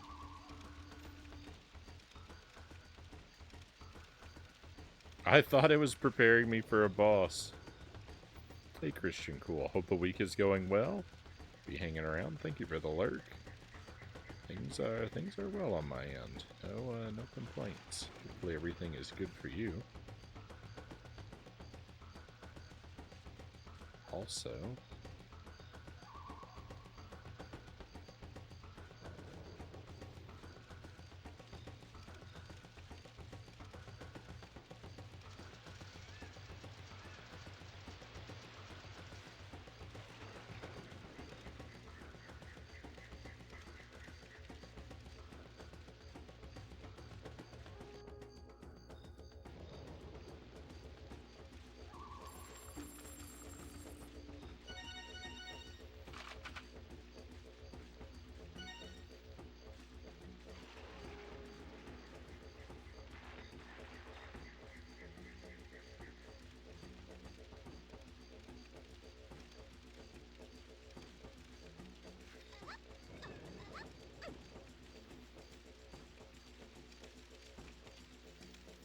I'm in a 4-month circle with these doctors.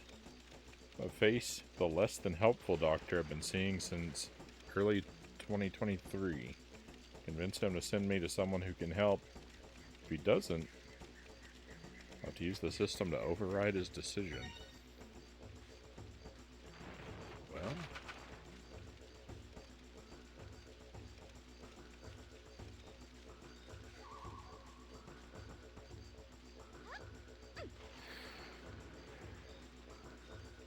hopefully you're able to take the less complicated route of just getting the doctor to give you what it is you need.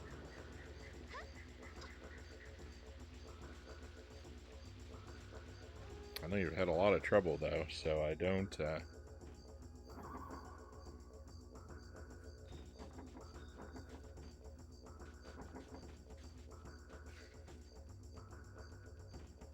I guess I just don't know what to think.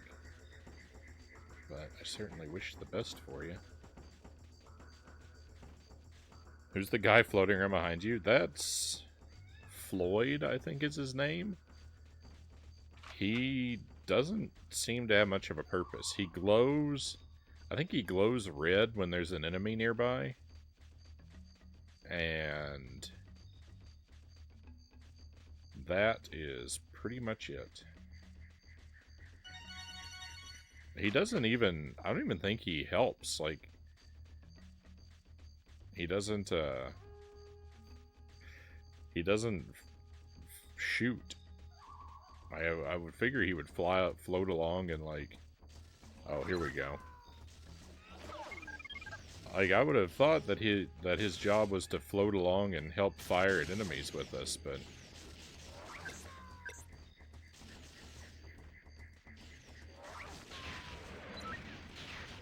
He appears to be out of ammo permanently. I don't know.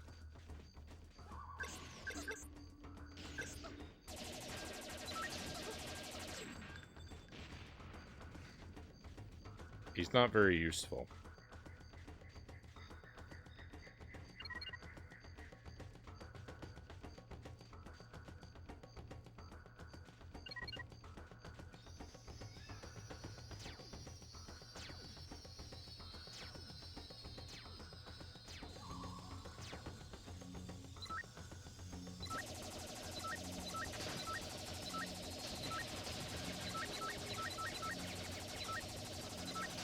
I actually found the invincibility when there was still time to make use of it.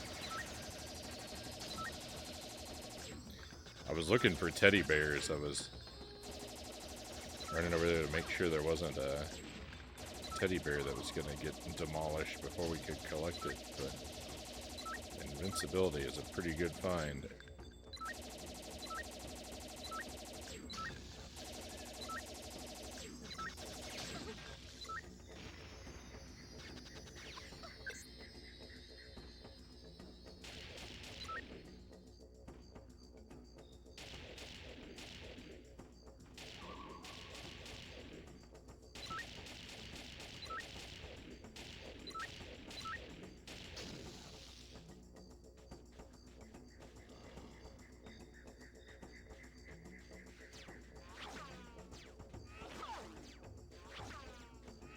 Who is firing at me?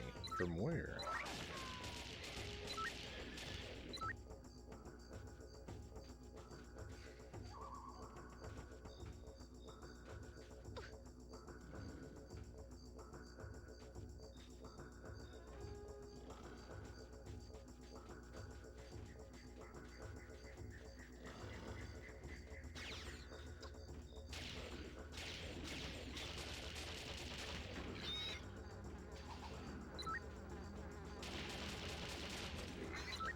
I'm not going to let you surrender after you throw a grenade at me. That's not how that works. You get to surrender or you get to throw a grenade. You do not get to do both.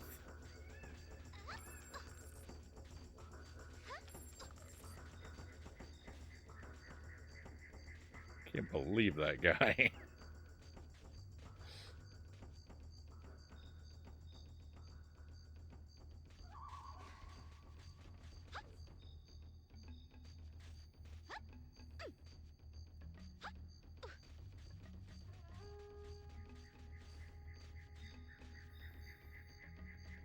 Gonna talk to his NP. Convince her to convince him to send me through. I need prayers and miracles.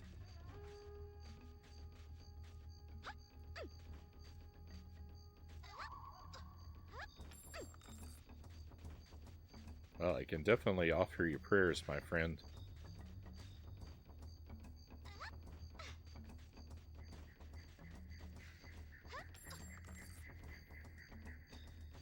I'm not in charge of the miracle department, though.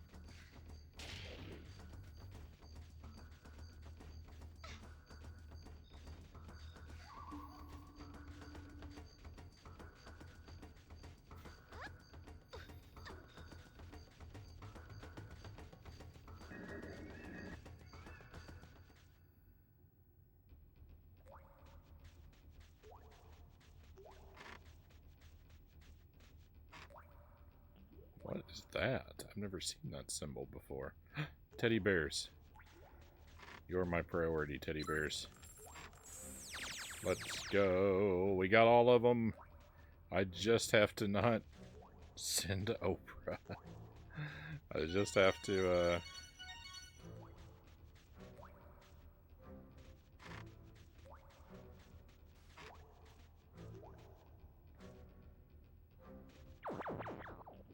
Ship part? Oh yeah, I forgot. That's what we're supposed to be collecting. I was only thinking about the teddy bears. We're supposed to be finding these hidden ship parts too. Alright, victory. That's great. Oh, fantastic. This has been 2 hours well spent. We've cleared one area. This is gonna be a long game. I had a really scary moment too. I couldn't get this game to work at first, and I was really, really terrified that our save file was gonna be gone.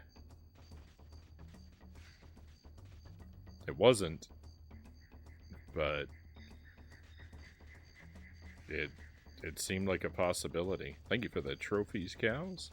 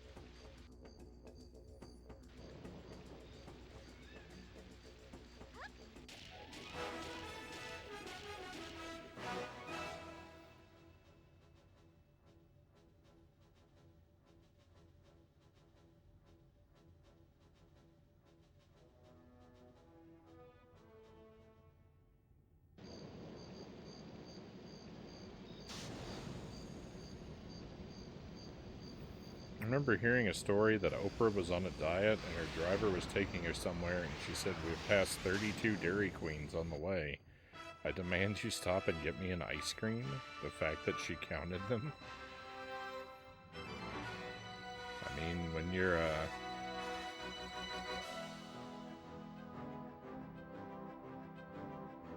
hungry.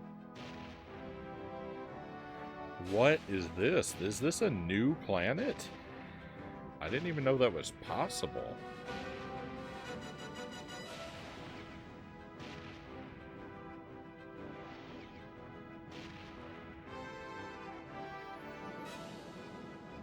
I thought we were finished discovering new planets.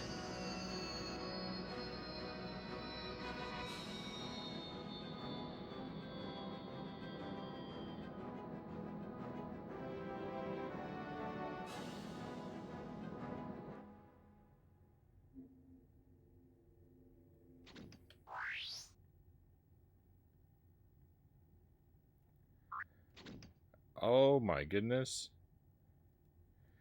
The game is so much bigger than I thought. If we're gonna still be discovering new planets. Oh my goodness.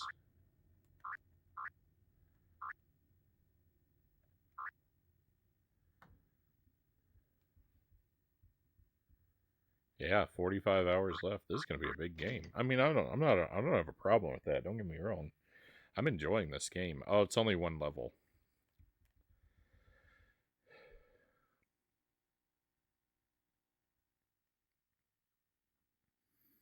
Alright, well, we might come back and do this one tonight too, but I'm gonna switch to Lupus for now.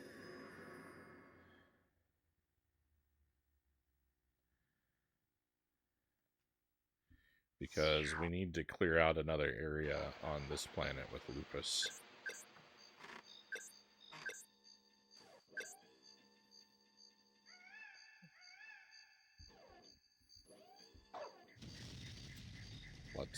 Let's roll.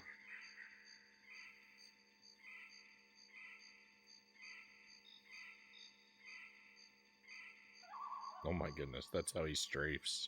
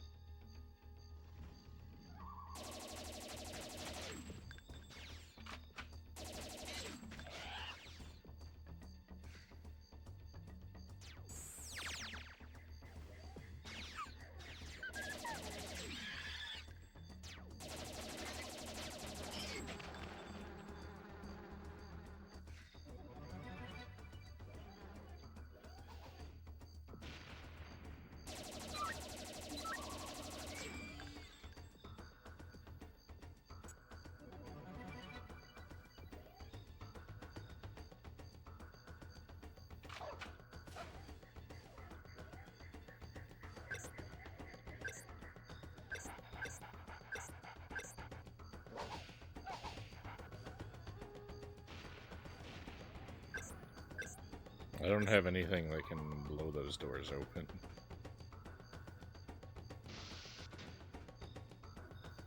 Who's your favorite Jet Force Gemini character? I mean, the dog is probably the most useful character.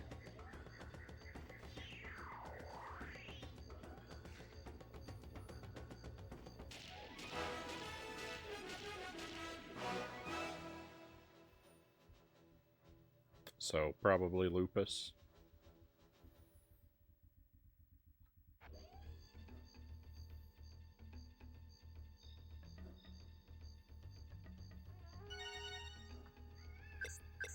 I have mixed feelings about its completely ridiculous design. Mostly positive, but a little bit, like...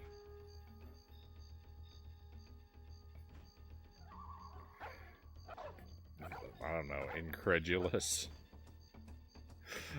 Like, I just can't believe how silly they went sometimes.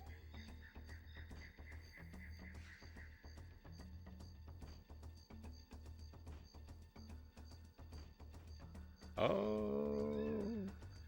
So we've never been through one of these doors before, I don't think. Oh yeah, we did one of these. We did a Floyd thing before. It wasn't a door, it was like a pad on the ground. Alright, so this is, I don't know, an opportunity for tremendous difficulty.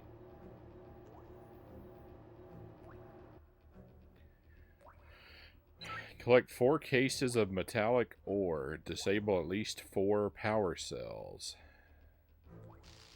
Which is which? Okay.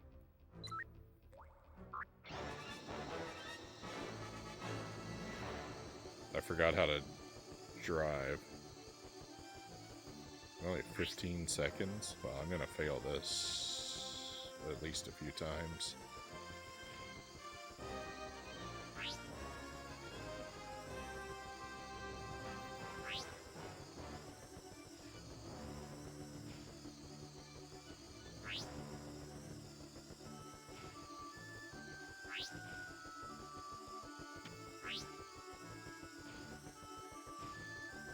Well, they said do at least, and then they gave me a whole lot of extra.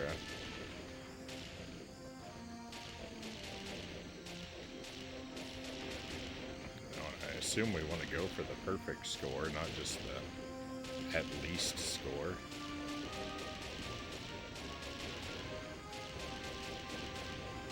Oh my goodness, there's so many. There's so many of these. Why are there so many?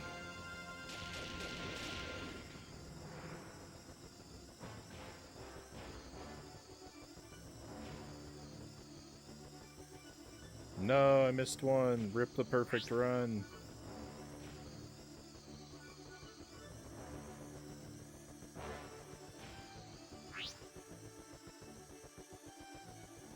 Oh my goodness, this tunnel is so long. I'm just rushing now just because I want to see like how far away the finish was, and it's so far away.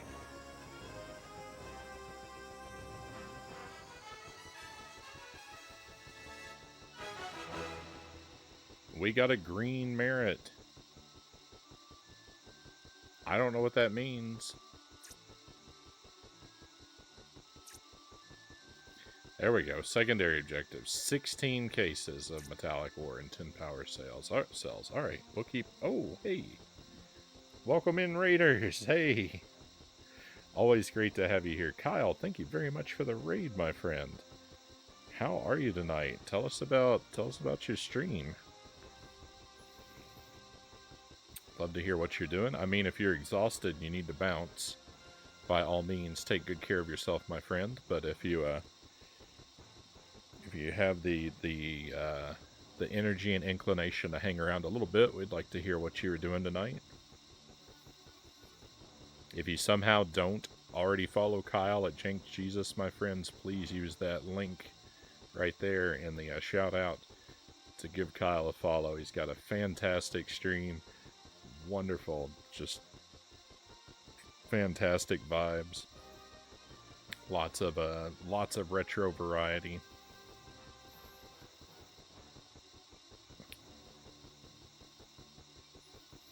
Played some NFS Underground this evening. NFS.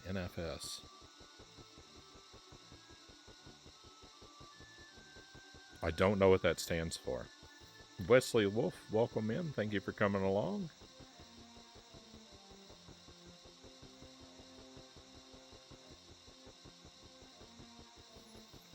Decent? Oh, is that what the green medal means? I've done decent.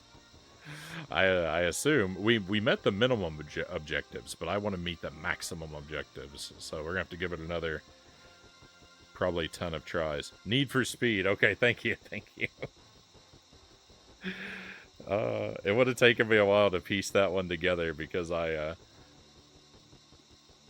not well versed at in driving games.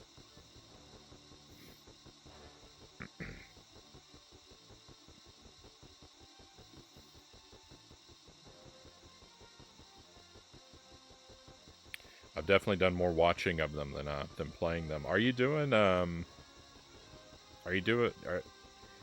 Need for Speed Underground? That wouldn't be. That's not an RA game, right? That's too new for that. Is that one of the platinum hits?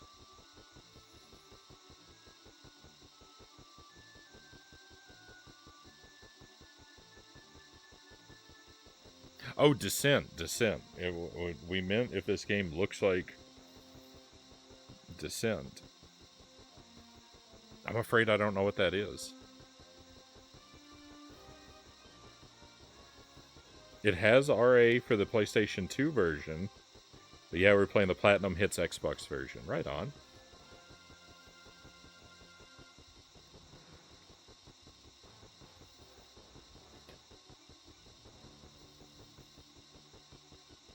I have a whole story behind Need for Speed Underground, Final says.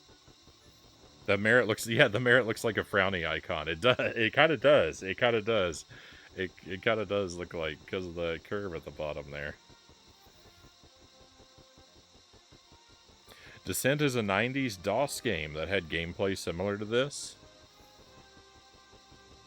I missed out on that one. I'm not very familiar with DOS titles.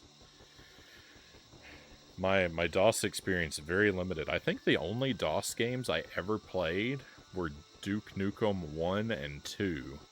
And only a little bit. I played those when I was really young. They were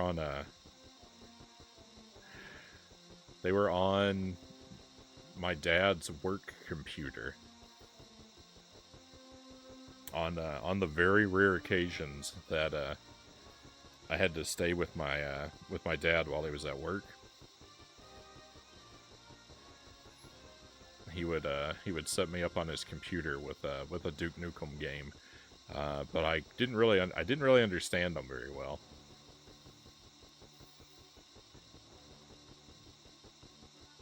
It's by the people that would go on to make Punisher, Red Falcon, Summoner, and Saints Row. Alright, Saints Row is the one of those that I have the most knowledge of.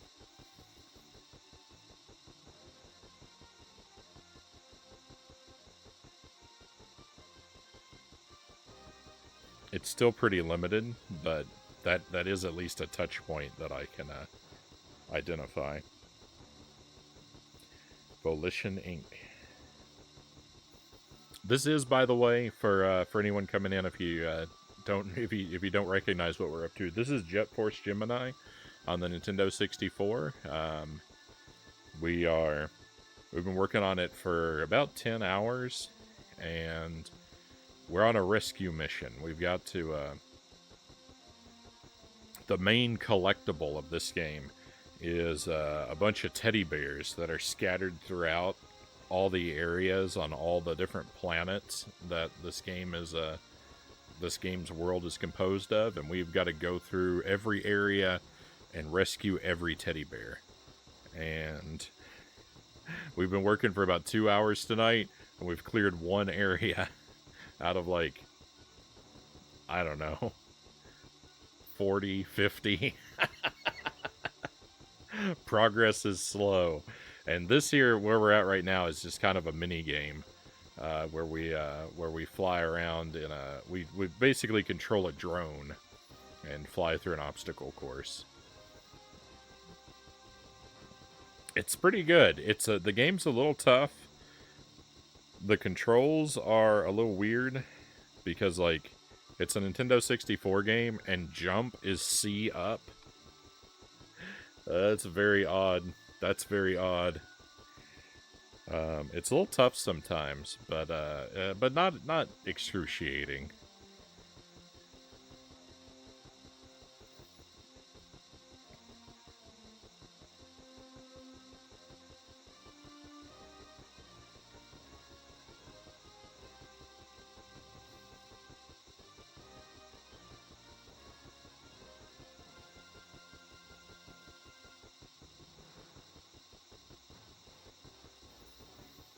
Final says, before GameStop was GameStop, it was EB Games here. Around the time of pre-orders were just starting to come around. We pre-ordered the game, came back to pick it up on launch day. They lost our ticket. Since it was all on paper, and I didn't have the ticket, regardless of us having the receipt, they wouldn't give me the game. Dad called HQ, we got a phone call with a sincere apology, and got a copy of Need for Speed Underground. And the next time we went to EB Games, it was called GameStop after that event.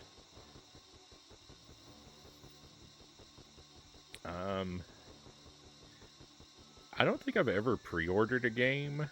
One of my friends did when I was in college, and when the day the game came out, he went to pick it up, and they just didn't have it. They just didn't honor any of their pre-orders.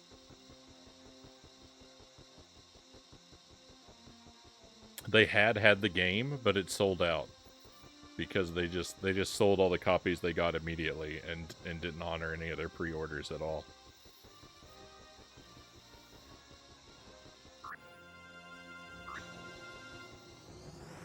What a bunch of scumbags.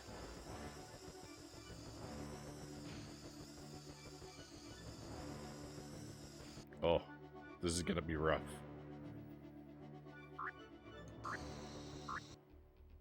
Oh no. I used to pre-order everything, now I only pre-order games from trusted companies. Nintendo, Rockstar, From Software. Yeah, I don't think I've... Oh no, that's not true.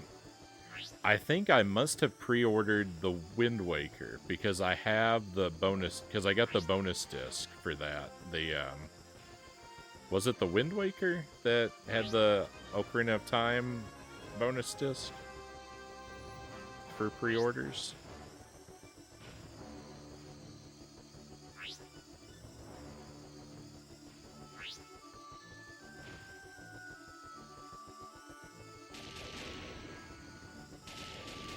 Whatever it was that got you the Ocarina of Time on GameCube, I pre-ordered whatever that was, because I have that, because I got that disc.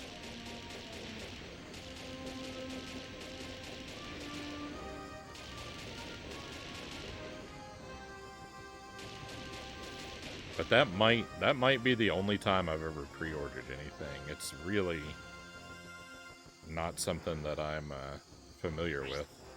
Like, it's not something I'm accustomed to doing.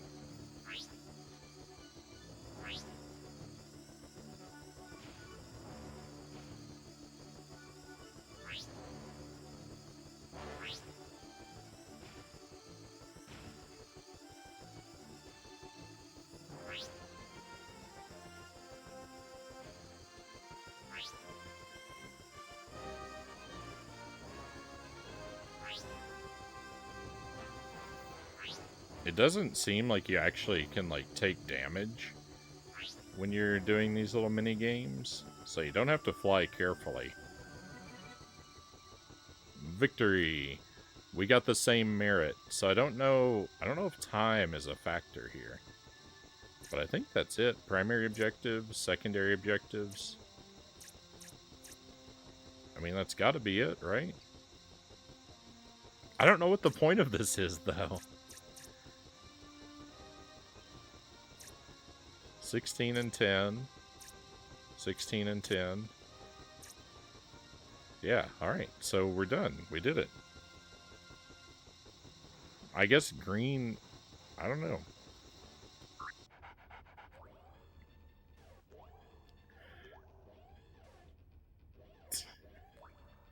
I guess we do these just for fun, because we didn't gain anything by doing this.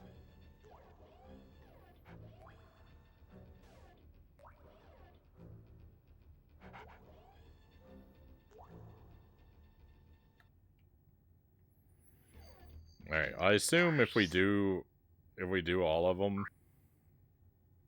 I wonder if they're tracked somewhere.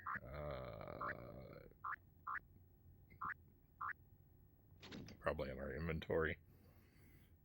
I assume if we do all of them, something good is going to happen at some point, so... Yeah. I don't know what I have that one on the right for.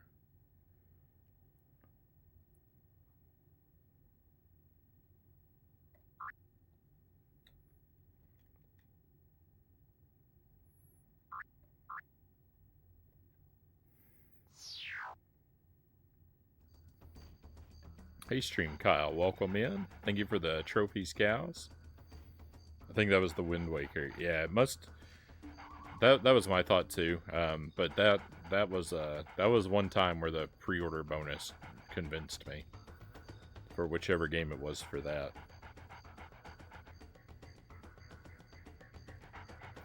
Nowadays, if you pre-order a game, there's a huge likelihood the game is broken on launch, and you have to wait months to hope it gets fixed. If they even decide to fix it, they're more interested in selling DLC than they are in fixing their broken games most of the time, Final says.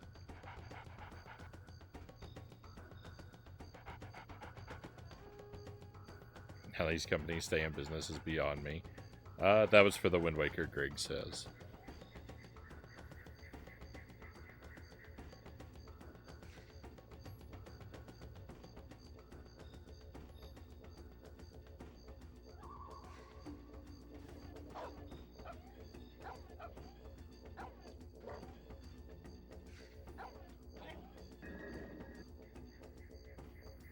Okay, that's not even... That, whoa. That's not even what we were looking for. That,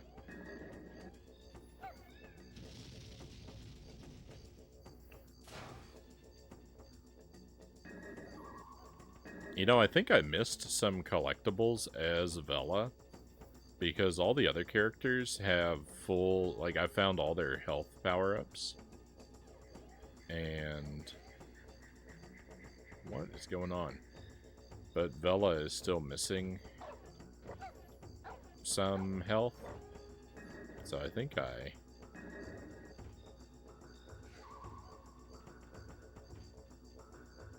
Oh. This area just looks like the other area.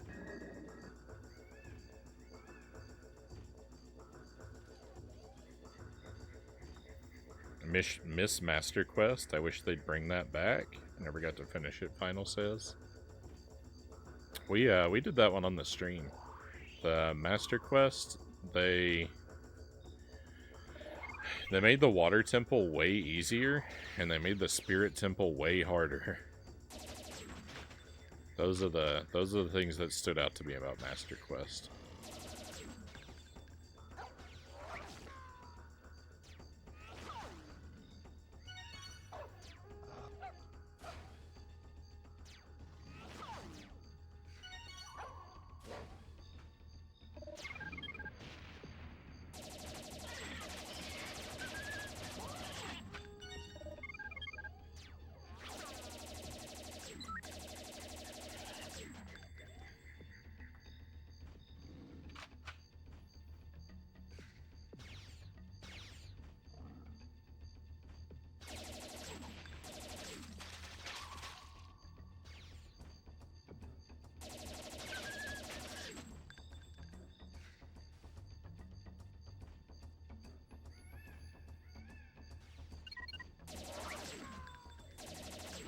Areas reset when you exit and re-enter them, so sometimes you'll see me skipping teddy bears, and that's because we've already 100%ed the area on a separate time, and it's only your best run through each area that counts. So if you...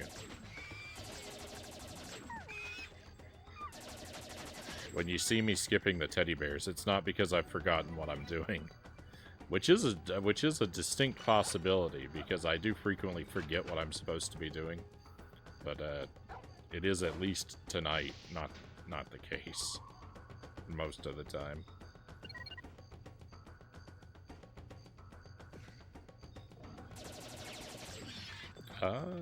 You can do Master Quest in the 3DS game? I didn't remember that. That's pretty cool.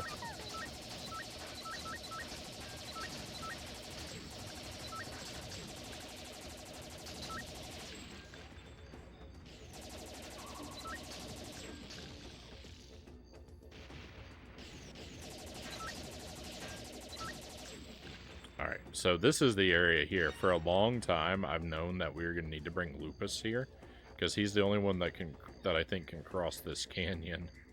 And even then, it looks like a really...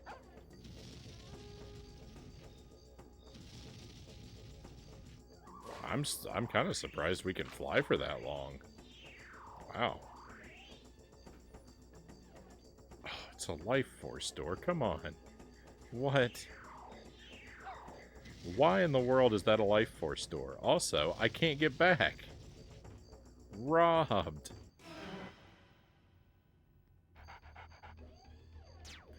Robbed.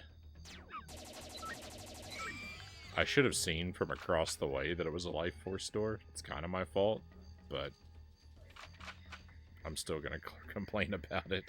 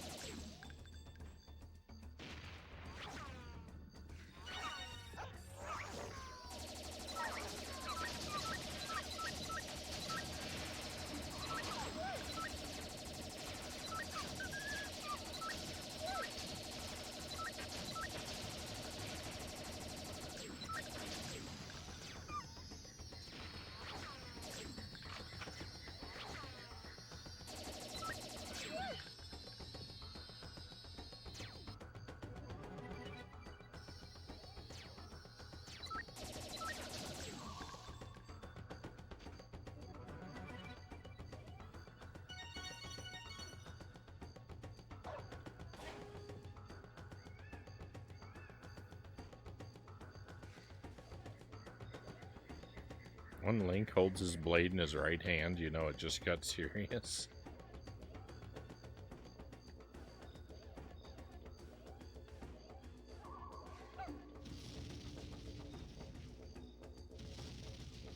So, like, every time you turn around in the 8 and 16-bit games, where the sprite's just mirrored,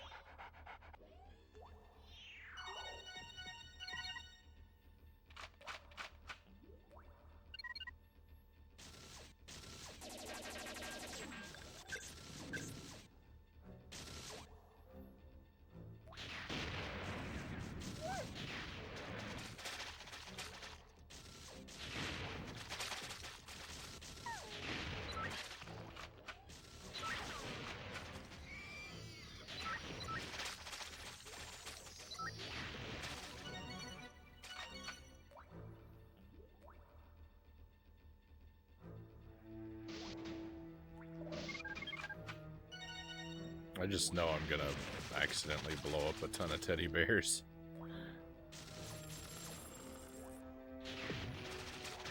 All these enemies have shields, and so I want to use the tri-rockets all the time. And it's going to cause me problems. Oh my goodness.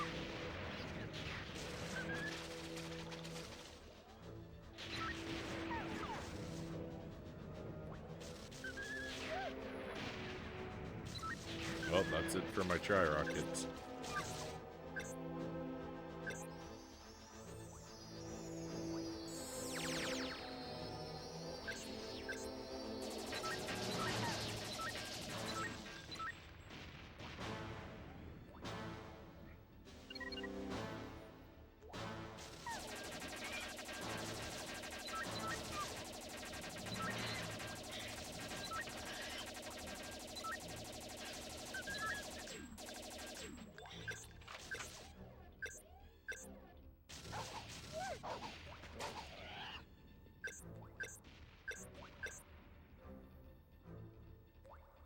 The enemies with shields are intolerable. Hey, Hallie, and welcome in. Late but jank trade. Pleasure to have you here. Early, late, or on time. I'm happy to have you here whenever. Hope you've been having a great night.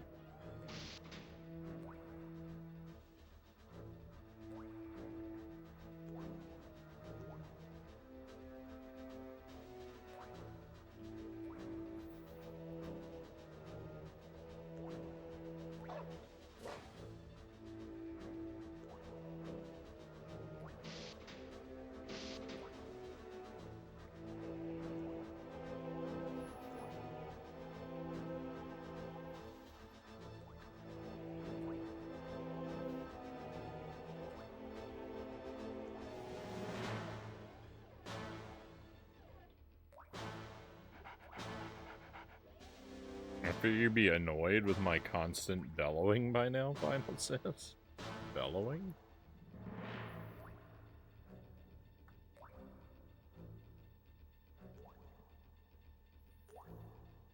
You've not done anything to bring me down, my friend.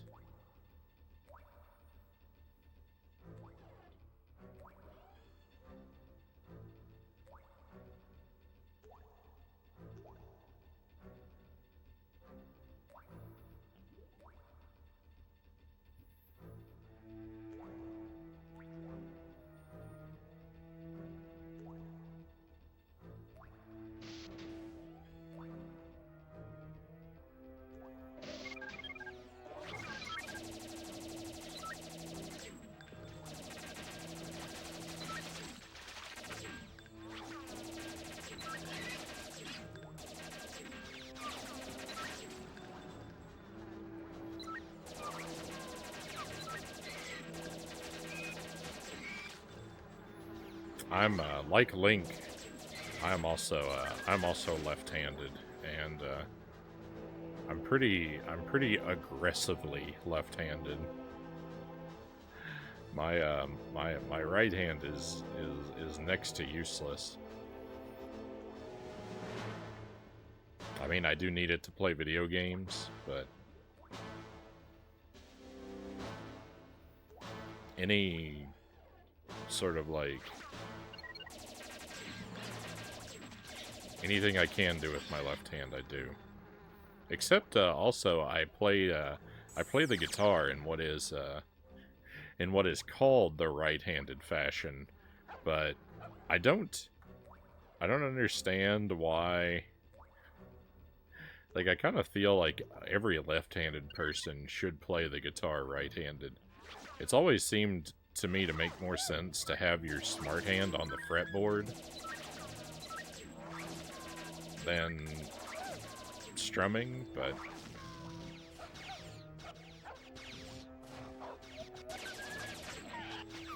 I mean, I don't know, because I started playing the guitar in the right-handed style, so it's just, I have a bias, but it feels like, it feels impossible to me to even hold a guitar left-handed.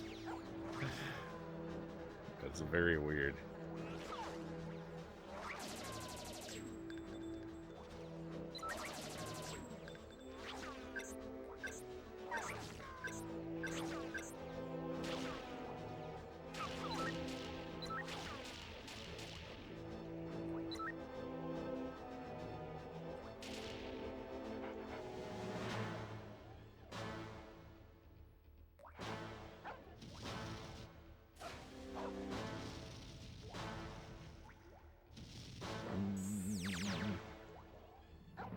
If I had missed that jump, I was going to,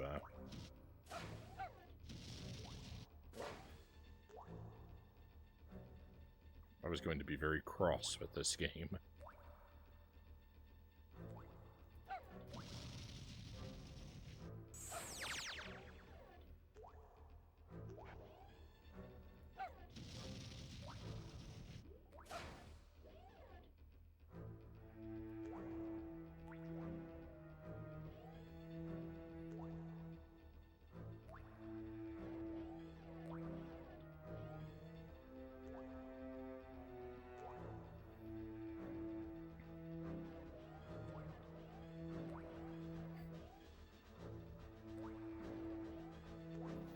I've been told one day the left-handers will rise up and take over the right-handers and dominate the world. I don't think the right-handers have anything to fear, I mean.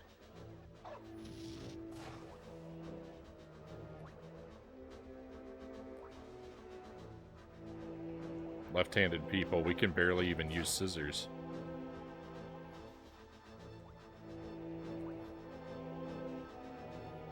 We're at a tremendous disadvantage.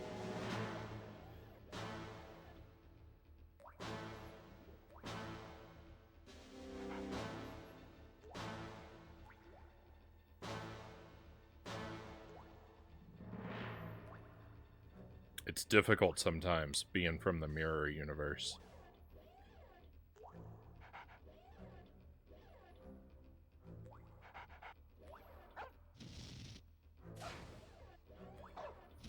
Puts me at an advantage for Nintendo 64 games, though. I've got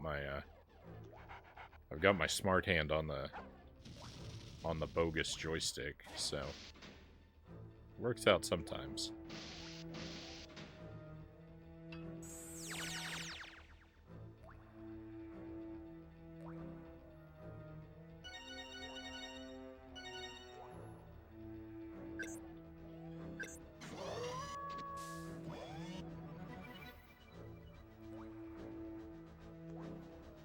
Yeah, that's a piece of Simpsons trivia I actually know. That's Ned Flanders. He's got a store where all he sells is left-handed items.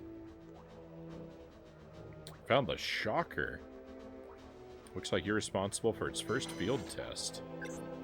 What is the shocker? Oh my goodness, it's the best weapon in the game.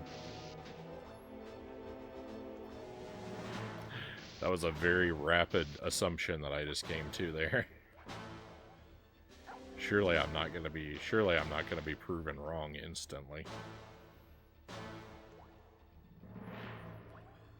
when I go to use this and get obliterated.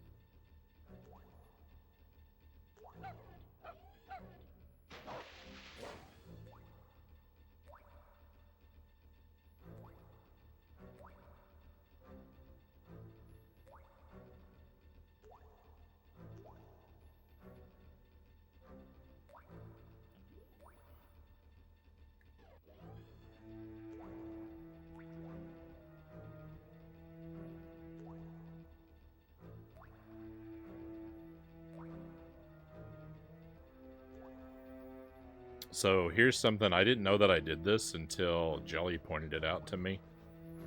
But like when I say that I'm aggressively left-handed, like for example, when I go to eat a steak, right, I'll pick up my fork in my left hand and my knife in my right hand. And then like, you know, like I like to hold the steak in place when as I'm cutting it, like anyone would with my fork. But what I'll do though is I get my fork in my left hand and my knife in my right, but then I'll switch them so I can hold the steak with my fork and then cut it with my knife, and then I'll switch hands back so that I can eat the piece that I cut off with my left hand. Like as I eat, I'm constantly swapping my utensils back and forth between my left and right hand, so that whatever is most active, I'm always doing with my left hand. It's very weird, and like, it's not something I consciously do, but it's something that Jelly pointed out to me, you know, a very long time ago, and it's not like I'm ever gonna change. I mean, so I guess I'm a very distracting person to eat with, because I'm constantly shuffling my utensils back and forth between my hands. But there's I don't know. That's what I mean when I say that I'm aggressively left-handed, though. Like,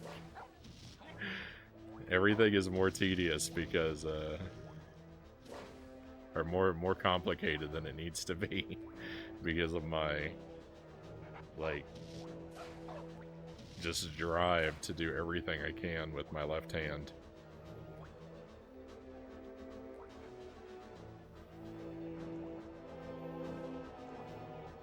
Get utensils where one end is a fork and the other end is a knife, and instead of swapping hands, you just swap which end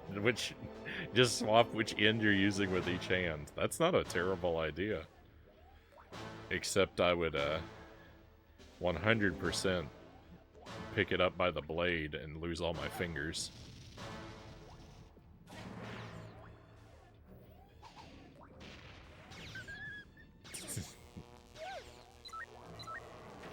What I need to do is just learn to stab my steaks with my knife and cut them with my fork. This weapon, by the way, is a major letdown. I regret everything about it.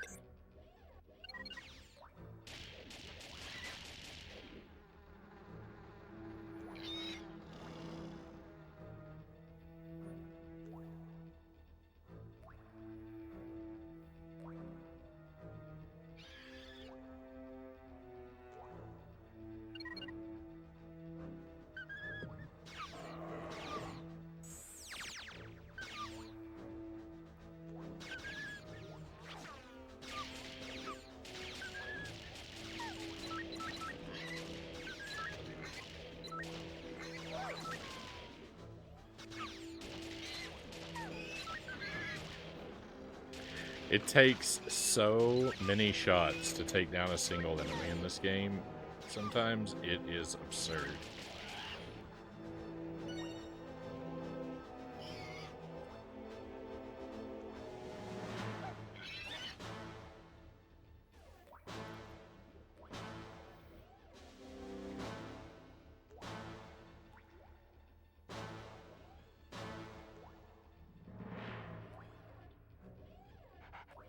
My grandma took me out to dinner once, and she finally told me why she keeps staring at me when I eat, and it's because I ate like a barbarian.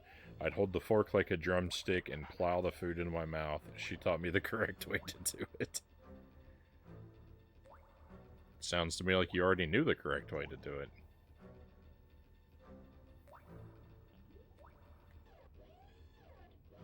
it. Maybe you should just hold spades in both hands.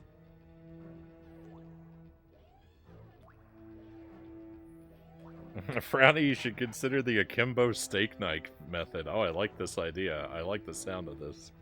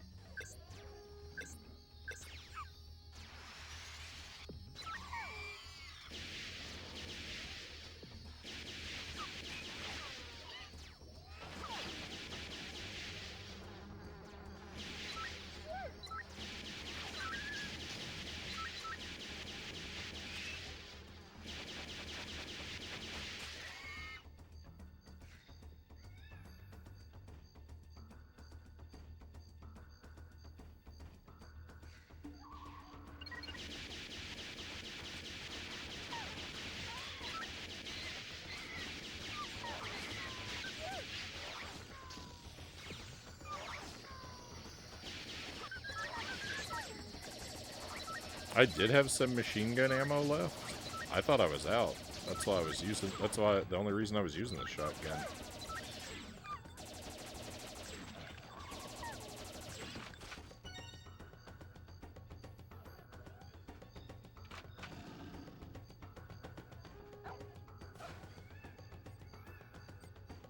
I'm kind of wanting to just sort of rush through this area.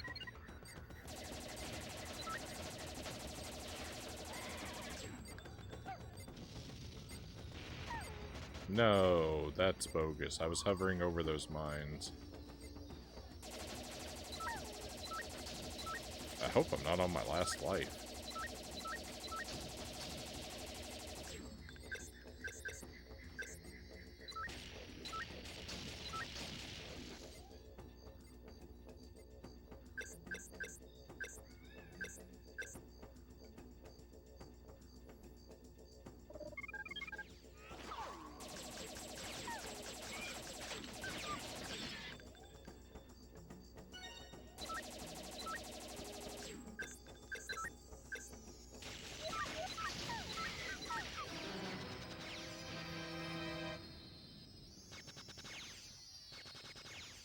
Outback Steakhouse, where we're going, we won't need forks.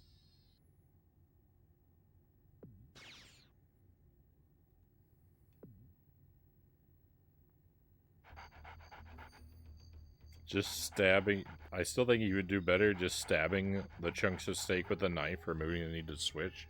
Well, why don't I just not? Why don't I just not cut my steaks? I just pick the whole thing up with my fork and just take a bite off the end. Just every time. Just have a giant, like, steak lollipop.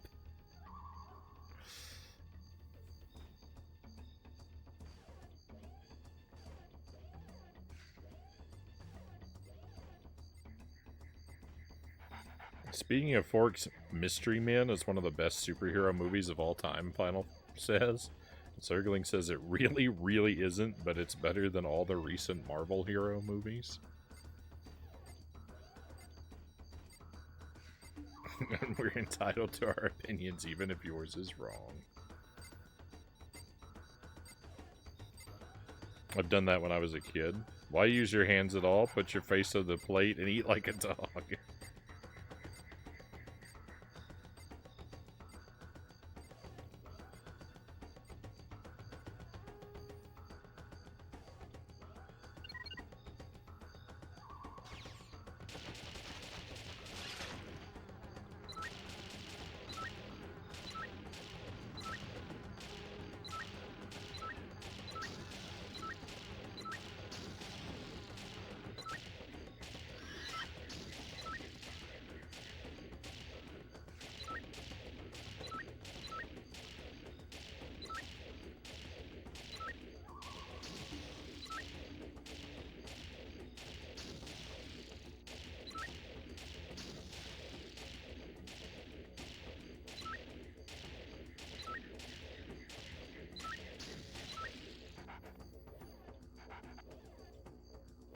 As far as parodies of a genre go, Mystery Men did a great job. It wasn't a good superhero movie. It was a good superhero parody movie.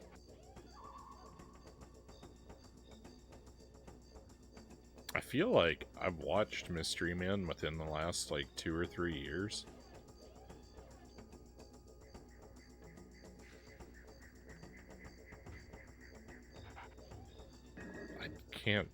I can't recall how I felt about it, though. I don't remember... I remember some stuff about it, but I don't remember anything that I thought was particularly good or bad.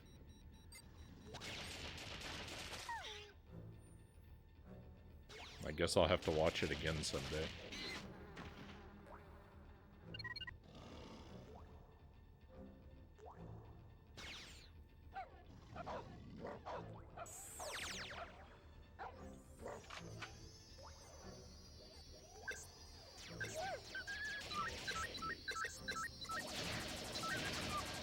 Oh my goodness. This is a crazy, terrible situation.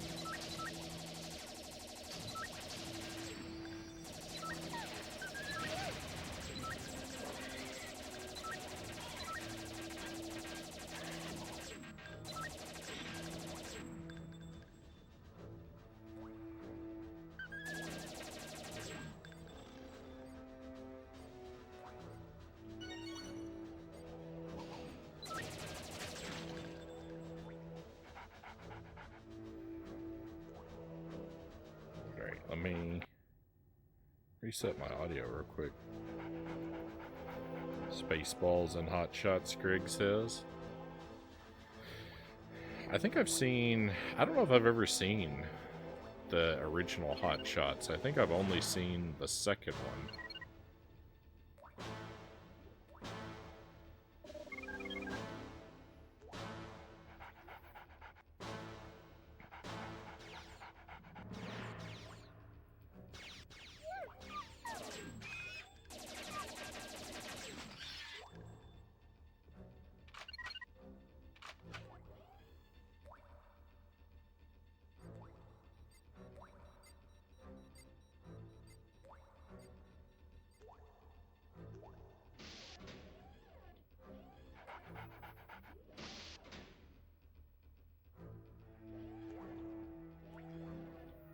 One of the best parts was Mr. Furious and the bowler's daughter were equally angry people, but the bowler was 10 times more useful.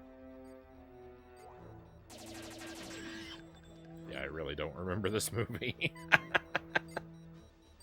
Oh no, don't blow up the teddy bears. No! That's bogus! I just got robbed! I was rescuing them! No! I hate this game. We have to do this whole area all over again.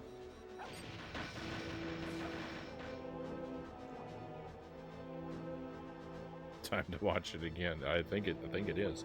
Dr. Milkshake, welcome in.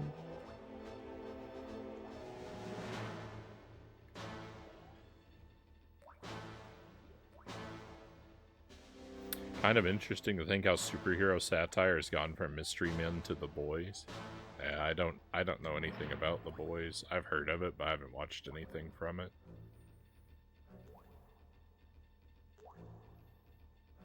I've just heard the title.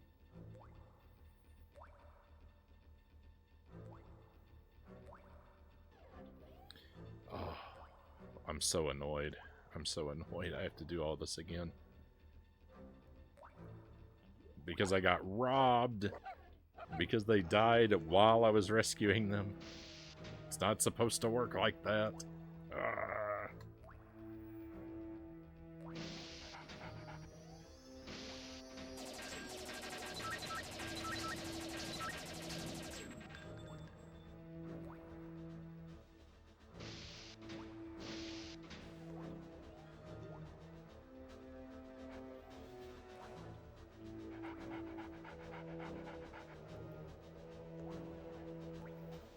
Spaceballs is better than episodes 1 through 3 and 7 through 9 combined. Final says.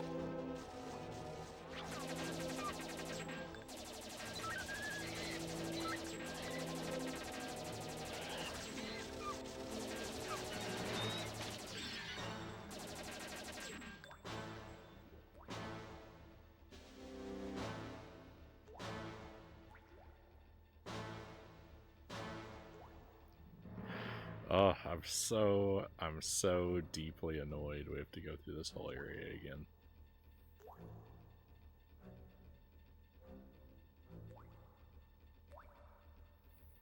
I mean, it's something we're gonna have to get used to because I'm sure it's gonna happen 1,000 times. But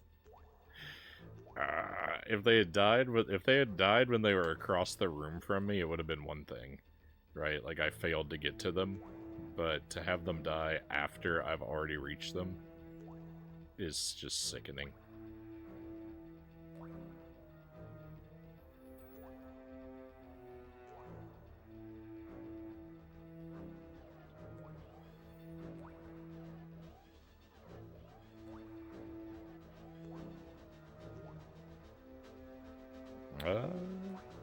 It's just because Spaceballs is that good, Greg says. Greg likes all the Star Wars. It seems Final has a preference for parodies.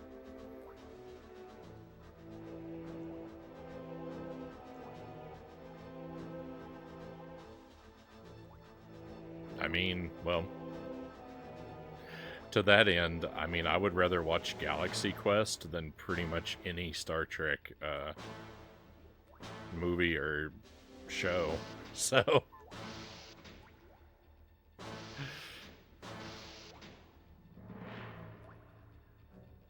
I guess I can't fault Final for enjoying parodies.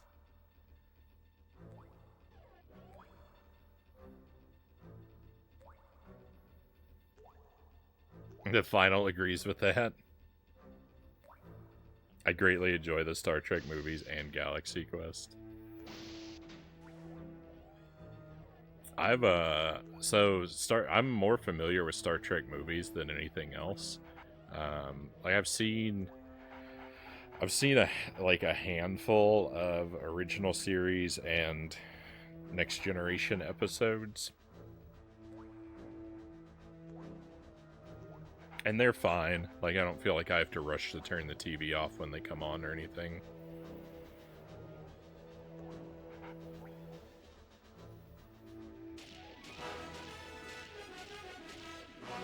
I might even would be able to get into them if I had infinite hours in my life, but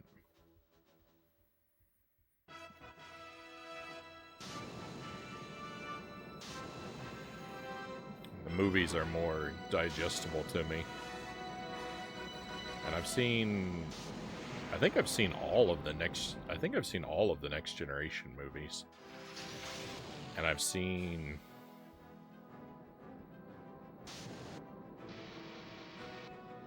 half of the original series movies.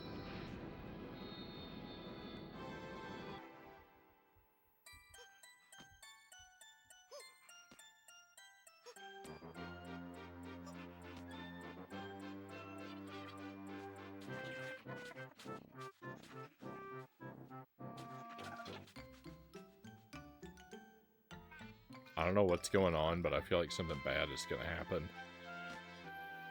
This looks too happy and innocent to last.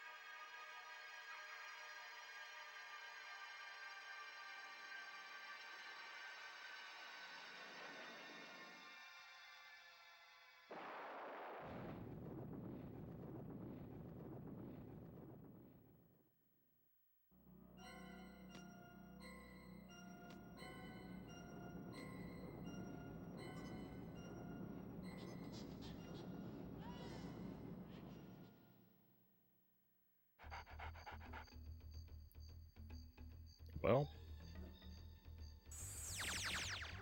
I was right? Question mark? Where are we? Is this another new planet? It is another new planet. Oh my goodness.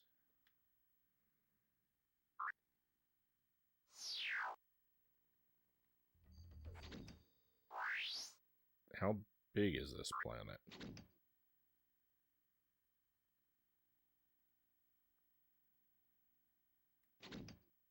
No, that's not what I meant to do.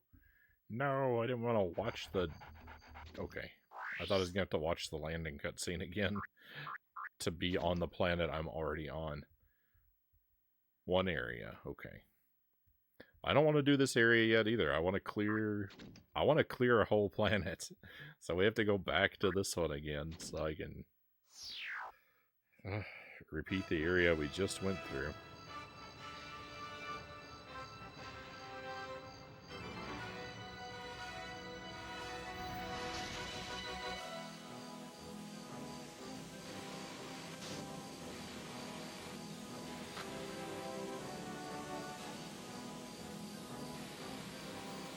If you ever watched Galaxy Quest again, keep an eye on the alien girl at the end. She actually rolled her ankle getting out of the spaceship, but they cut the footage before you see the whole thing. I gotta tell you, I doubt I'm gonna remember that.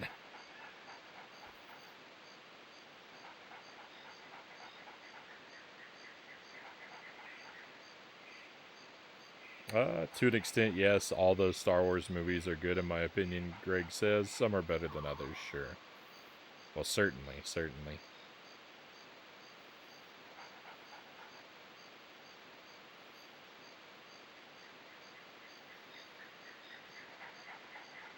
Final says, I like 1 through 3, and I like 9 to some extent. Don't like Rogue One or 7 and 8, and I love The Mandalorian and Solo.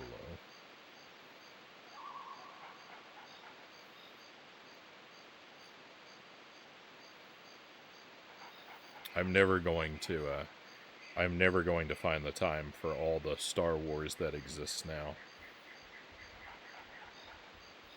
I think I'll just stick with the original 3. And if I'm feeling absolutely crazy, maybe I'll watch the prequels as well.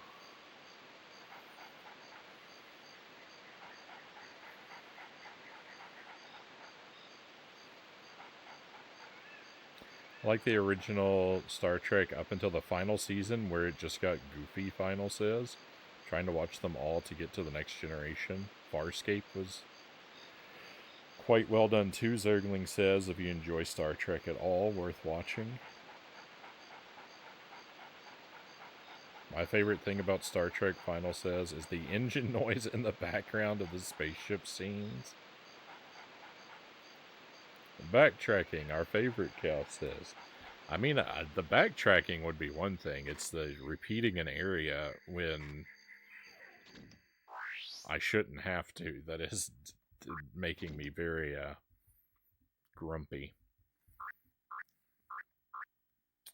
Before we do this, I should have thought of this before, because now we're going to watch an extra cutscene. I need to come here to refill our ammo.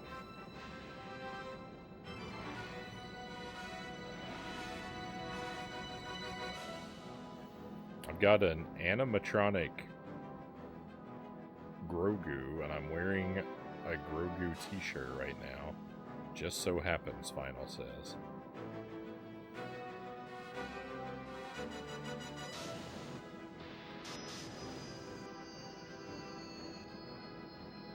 Here's a hot take for you. I like the Ewok movies better than any other Star Wars movies, Zergling says. I haven't seen those. I'd like to give them a try. That's some Star Wars I might check out, actually.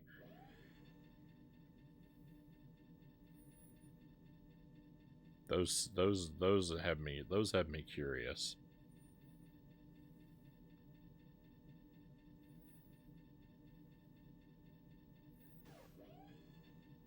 Final likes them too. They're supremely campy, but are fun.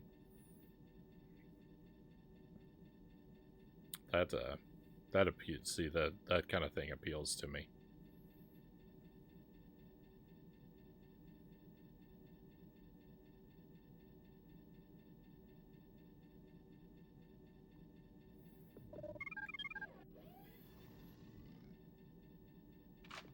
The hottest take would be only enjoying the Star Wars Christmas special and nothing else.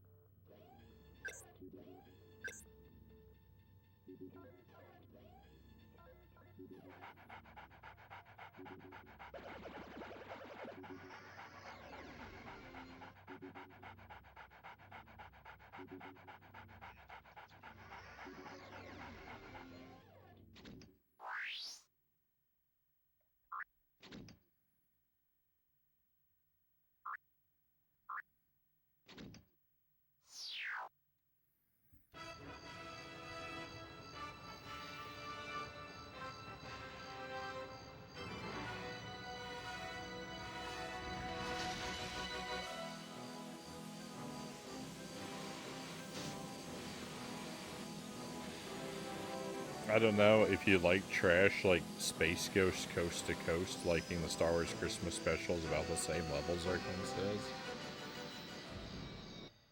I never really, I never really understood that show. I never saw much of it, but I saw a little bit of it when I was really young, and it went way over my head, I guess.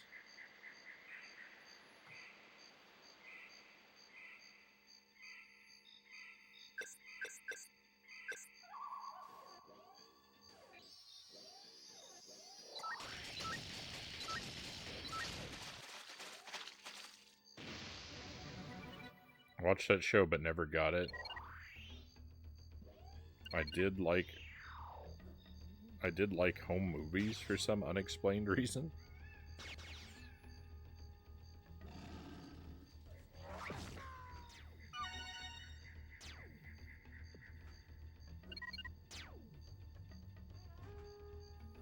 It was never supposed to make much sense. It was just a garbage talk show using footage from an ancient cartoon they stole sprites and animations from.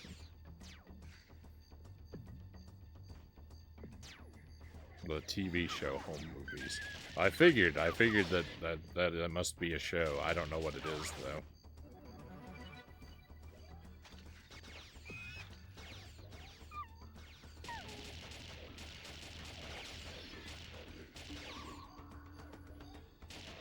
Oh, I didn't get any health. I should have got some health. I didn't notice my health was so empty. Ugh.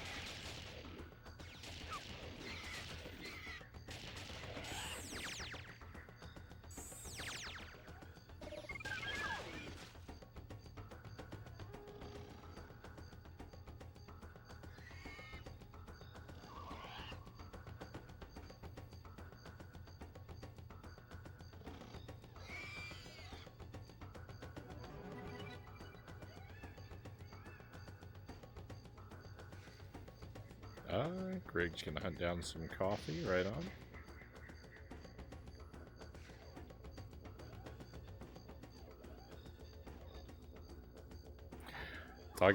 Talking about movies and TV shows with me is just always such a fascinating experience, right? Because 98% of the time, everything you mention, all I could say about is I've never heard of that, or at best, I've heard of it and never seen it.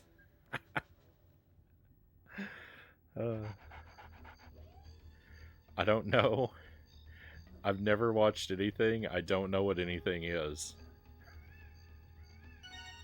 I feel like I'm from another planet sometimes.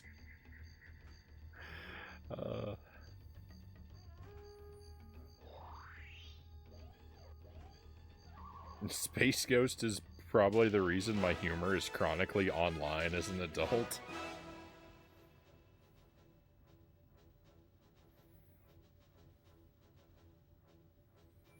I just don't have the death coffee I had earlier, Zergling says.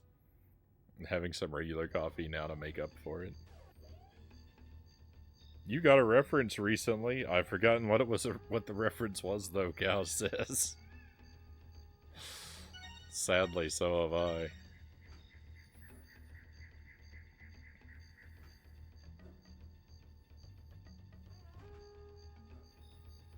Aqua Teen Hunger Force was hit and miss with me. The Super Ultra Mega Chicken episode was my favorite. Also, Robot Chicken was cool, Final says. I saw a little bit of those. I liked that on one of the DVDs for Aqua Teen Hunger Force. For one of the DVDs, you know, like a DVD that has like television episodes, like a series of television on a DVD. They always have like a menu where you can select episodes, or they just have a play all feature to like chain them back to back. But on one of the Aqua Teen DVDs, when you selected the play all feature, it played all the episodes on the disc simultaneously.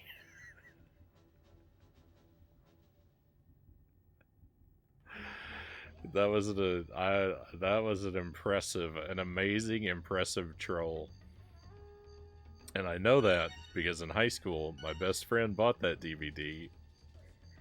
I was with him, and when he got back to his house, he put it on, and he kept pressing the play all, and he could not figure out what was happening. And I got it, and he didn't, and I was laughing so hard I couldn't even explain it to him.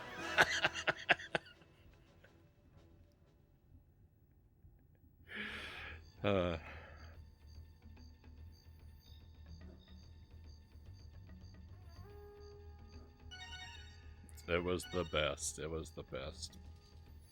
That's my favorite thing. That's my favorite thing about that show.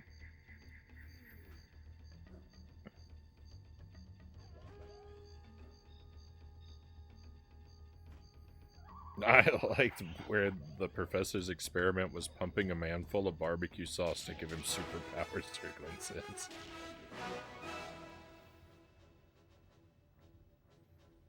It's a surefire way to put me to sleep. Spent too many nights in college with Adult Swim on in the background, and I've conditioned myself, Cow says.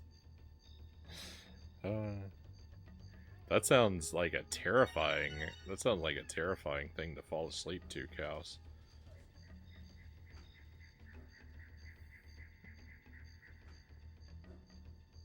Like, if you're one of those people that can hear in your sleep, you must have had some wild dreams.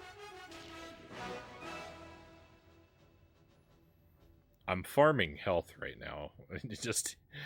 I'm sure it's probably obvious, but just in case it isn't. I'm not wandering back and forth through this door just to kill time. I'm trying to farm health. And I can only do it just a little bit at a time, but I don't know of a better way to get health in this moment, so...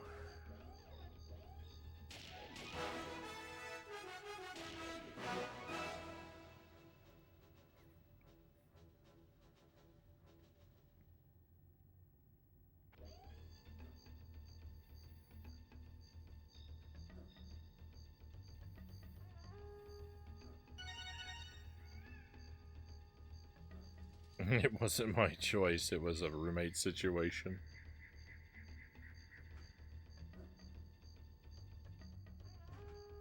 I just thought you really liked the soundtrack for clearing an area.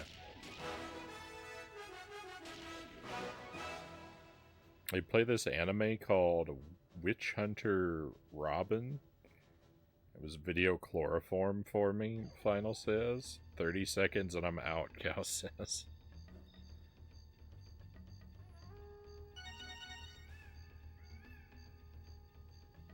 Alright, we're almost there, everybody.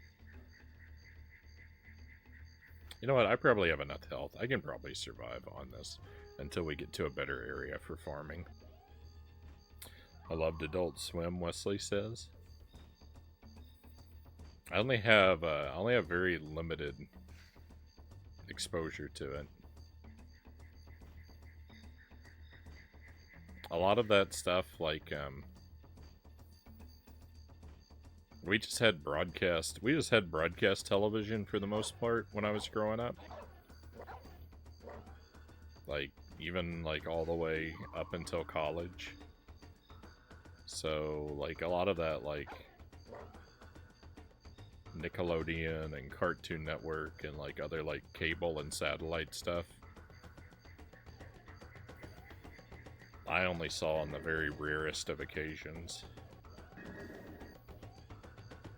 You know, basically just at friends' houses.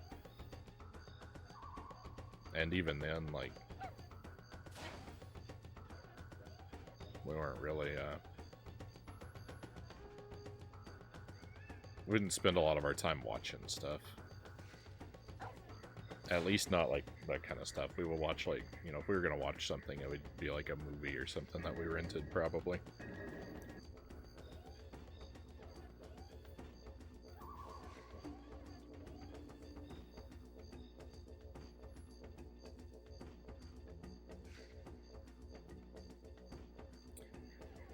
I watched every season of almost every Adult Swim show, Wesley says, even Toonami. I grew up with satellite. I'm still using it right now.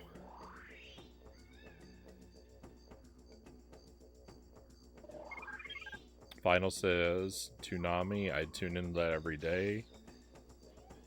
I remember their Final Fantasy X review.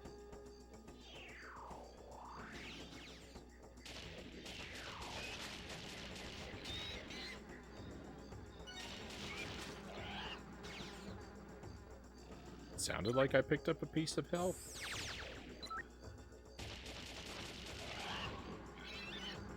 I didn't see a row of it anywhere or anything, though.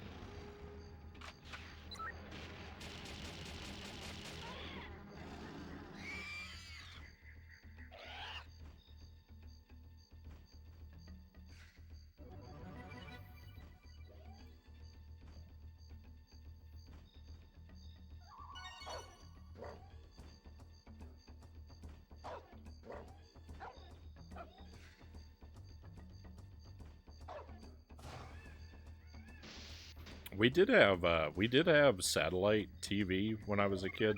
Like when I was in middle school. Um, we did have satellite TV for a while, but like very sporadically. I think like I don't really know. Like I assume when like my parents could like take advantage of like a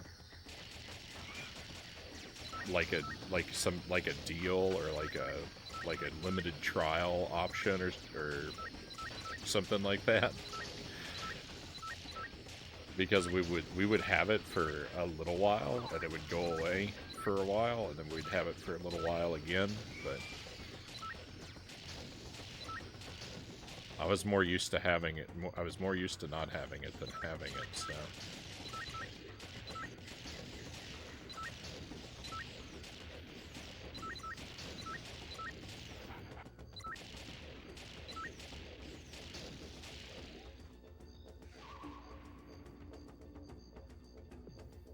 But that was only when we lived in one particular home. We lived in a couple different houses when I was growing up.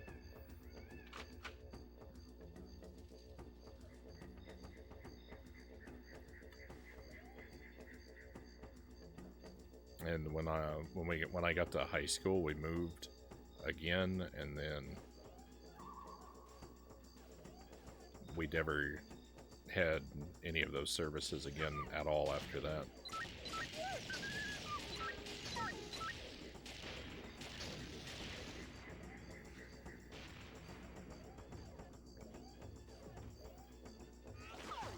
1994, I had DirecTV. I'd watch Cartoon Network, TNT, TBS, USA, and the Disney Channel for all my cartoons. You know what? I remember...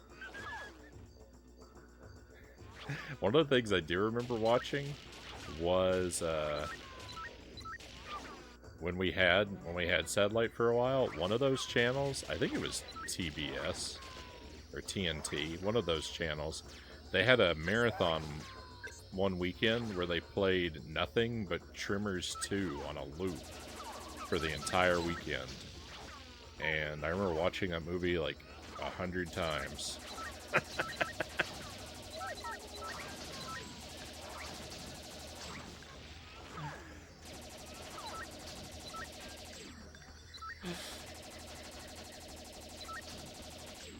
You just pulled a memory deep out of the recesses of my brain for that one.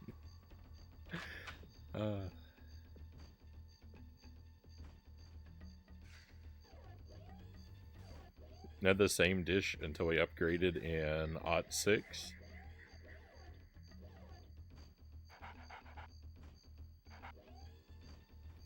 Y'all are making me want to go on a Star Wars Trek Adult Swim marathon while playing Final Fantasy X, Final says.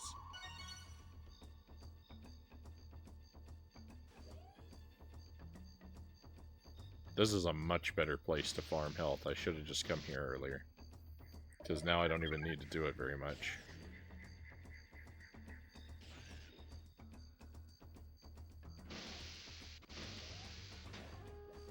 My dad loved Tremors.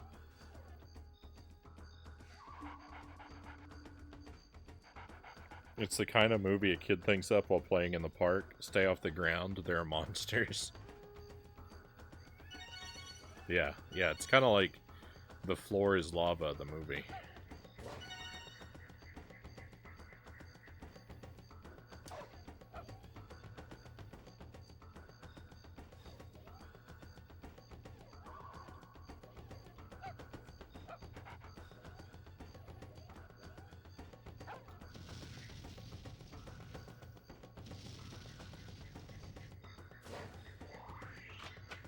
Satellite and cable are going HD by '05, Wesley says.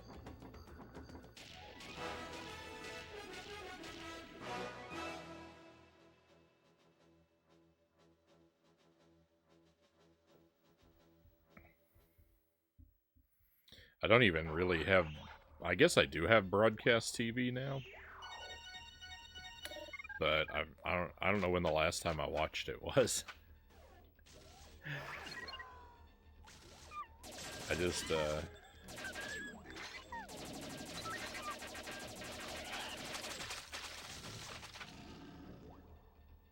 pretty much now, if I'm watching something, it's a stream or YouTube,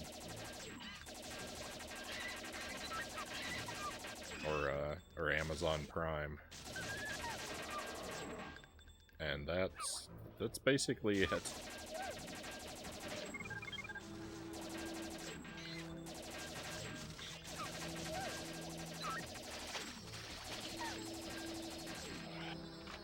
I mean, I've got a fairly sizable stack of DVDs. Jelly and I want to watch a movie, we'll usually just watch something we already own on DVD. Or maybe get something from the library. But I don't do a whole lot of, I don't really do a whole lot of watching stuff anymore. Of any type.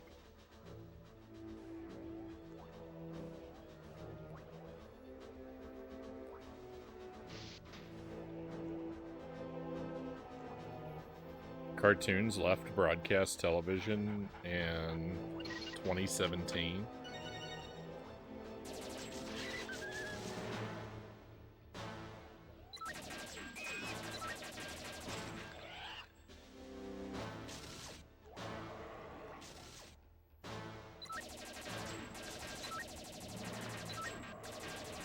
Came back in 2021 for MeTV.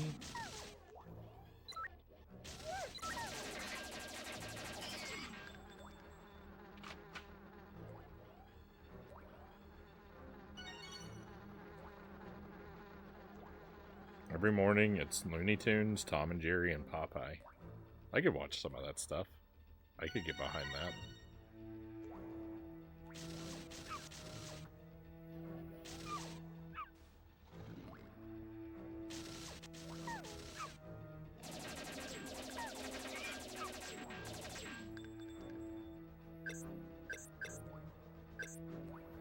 I like classic Popeye cartoons quite a bit.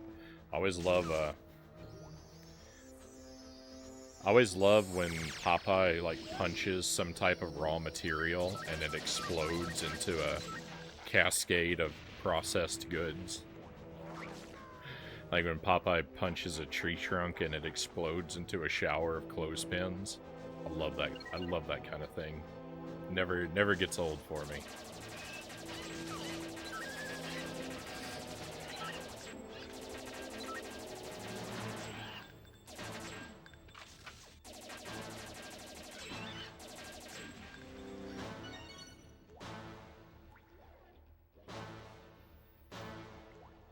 There's a part where there's one where Popeye punches a bull that's charging at him, and it explodes into, like, you know, a pile of like sausages and steaks, which is kind of morbid, but I mean, also that's kind of what you get for messing with Popeye, right?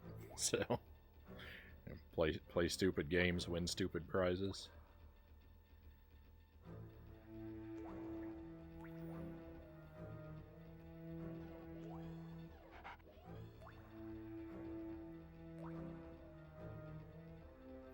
I eat spinach every day.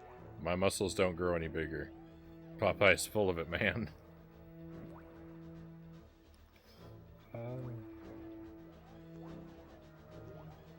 MeTV is an antenna channel, no cable required.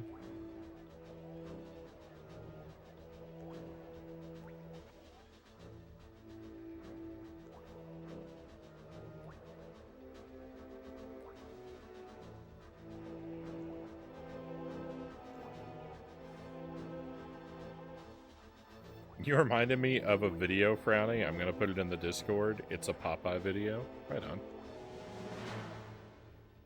I'll have to give that a look later.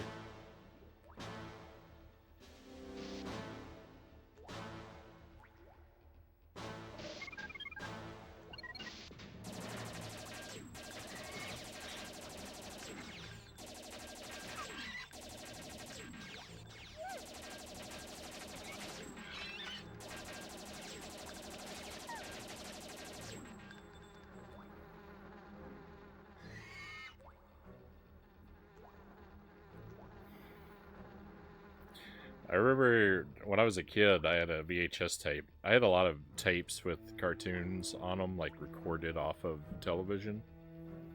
and I had one that had a Popeye cartoon where Popeye, like present day Popeye, was like telling the story of like how his ancestor like discovered spinach for the first time or something like that back in ancient Greece, I think is where it's set. And like Popeye Prime or whatever back then, before spinach would prepare to like go into combat by like sniffing a bulb of garlic, I think, if I'm remembering the cartoon correctly. But like when I was a kid and I watched that, I didn't know what garlic was, so I had no idea what was going on.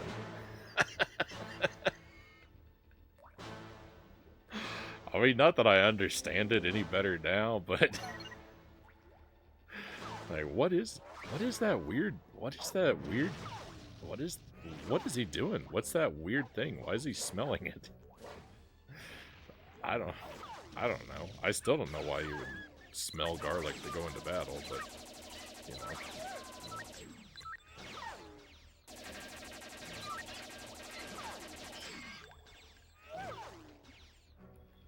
I really didn't understand when I didn't even know what the plant was.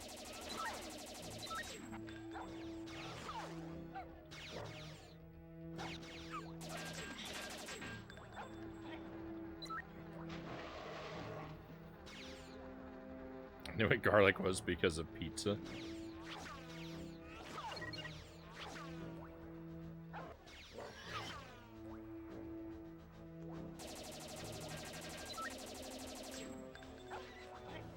That's got to be a strong contender for like. I've told a lot of pointless non-stories on the stream, but that's like that one's got to be up there for like one of the strongest.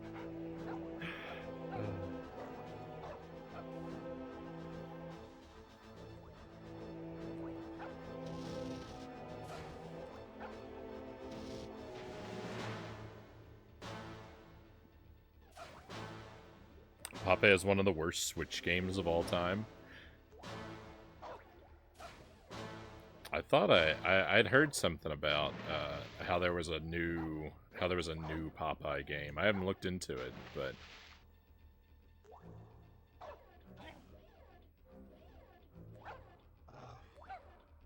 is it a real game, or is it one of those things that like was made to be bad on purpose?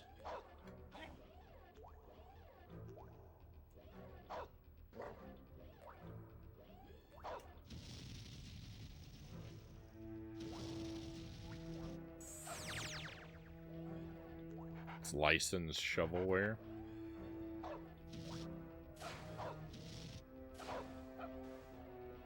So they were actually trying to make a game, but just they weren't trying very hard, right? But they weren't intentionally trying to make like a bad game for the memes, were they?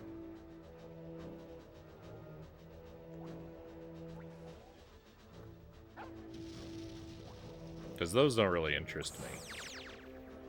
There seems to be like a lot of like that kind of thing where it's like, we'll make a bad game on purpose because bad games are funny.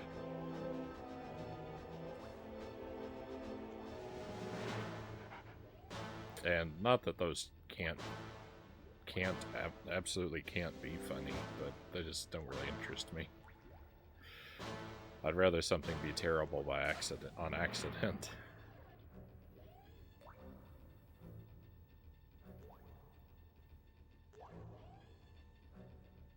It's pretty bad. Wish Arcade Archives would get Popeye Arcade, the real one, on the store. It's so much better. Oh, I like the old arcade Popeye game, but I mean, I've only played it in like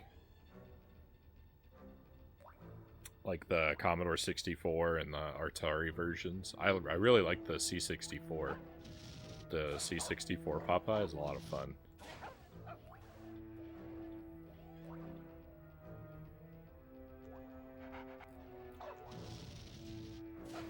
It's up there among my favorite C64 games, I think. Pretty easily.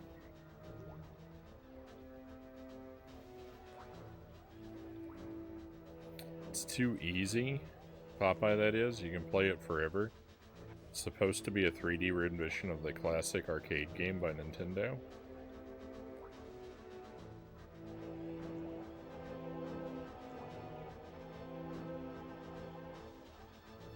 Yeah, I knew there's I knew a little bit about the Popeye Donkey Kong connection.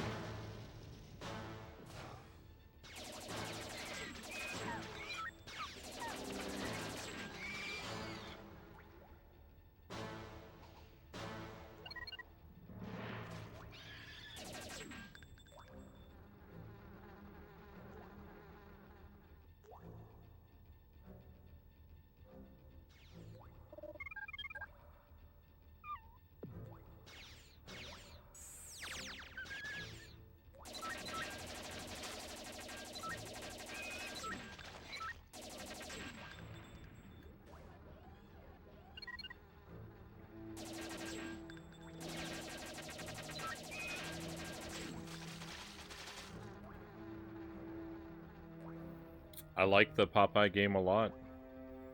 I would have to say, though, that it's not as good as Donkey Kong.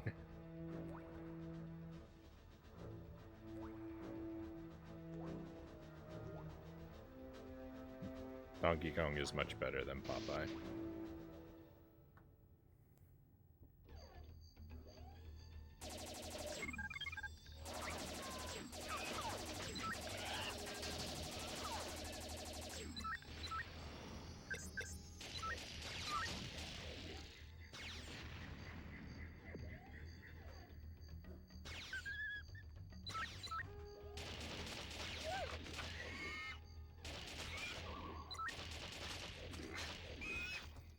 Ghosts and Goblins on NES, when you get to the second stage of the ladders and the dude's dropping stuff above, it reminds me so much of Donkey Kong.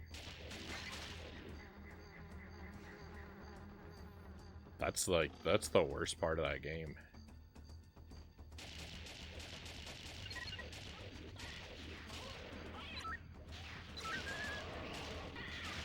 If you can make it through stage 2 of Ghosts and Goblins, you have nothing to worry about, like, when it comes to beating the game. You can absolutely beat that game if you can make it through stage 2, because that's as bad as that game gets.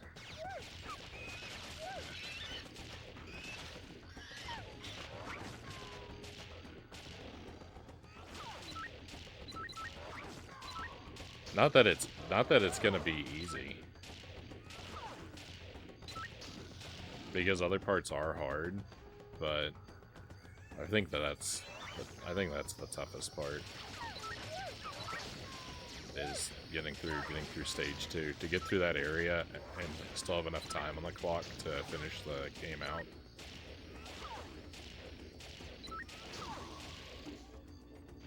I say that, but I don't even usually get stuck there for it. Maybe I just don't even know what I'm talking about.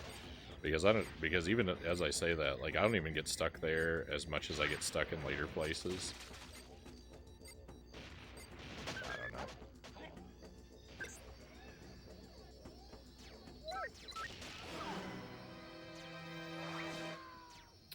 Mixed champion, welcome in. Hope you're doing well tonight. Thanks for joining us.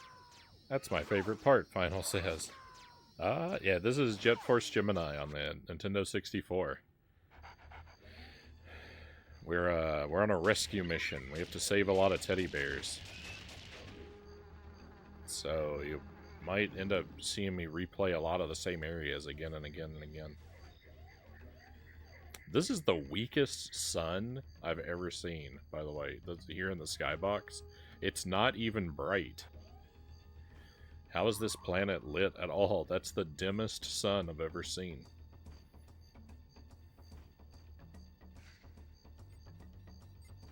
If an eclipse happened on this planet, you wouldn't even know.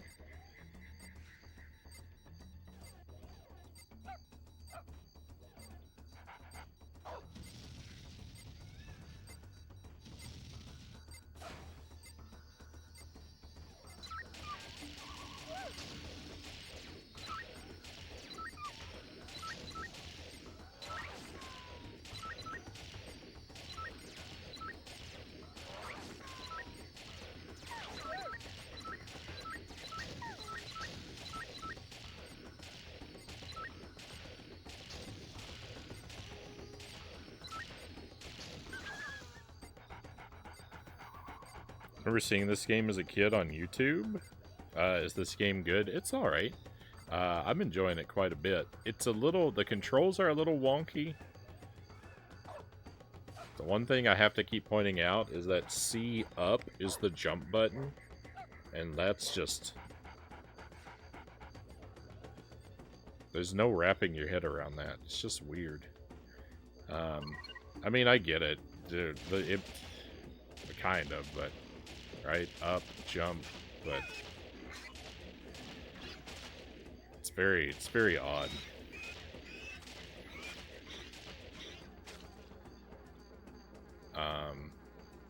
But yeah, I've been enjoying this game. I've been enjoying this game quite a bit. It's a little annoying and a little frustrating in places. It's not a like super easy game.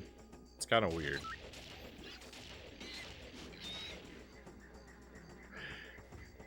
The thing is, most of the game is not really that challenging, but the parts that are challenging in very frustrating ways, I guess is what it is. So like, I get disproportionately annoyed by this game.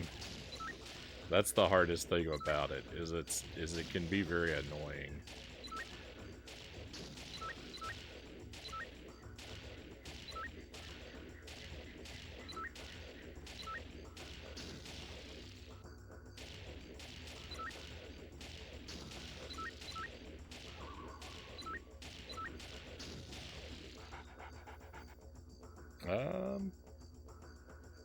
I had this game too hard to beat the first level, Final says.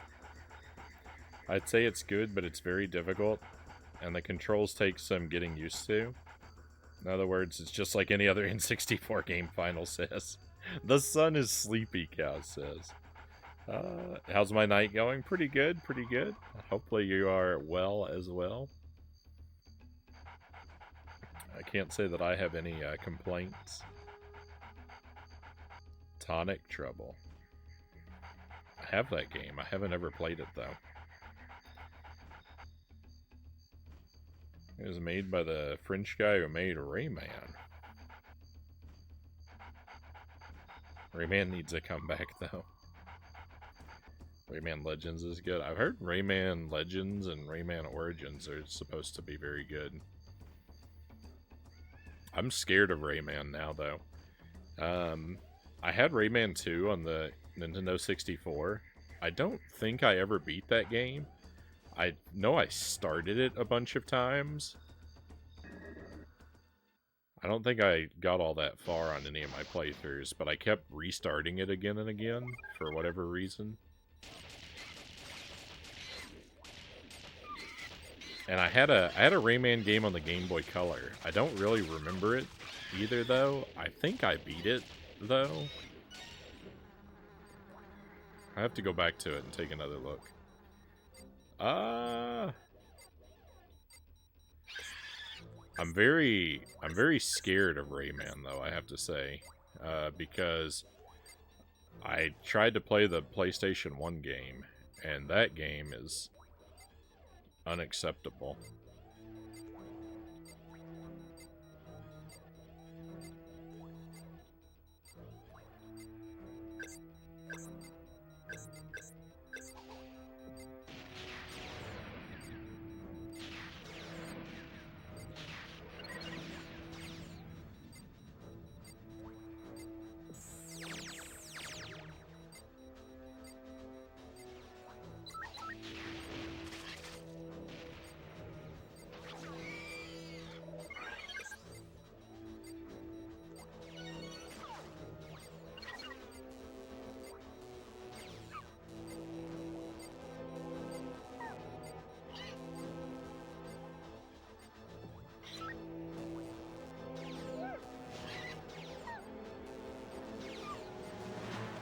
I don't know how many bursts of electricity it takes to wipe out one of these enemies. It seems like too much for it to be worthwhile.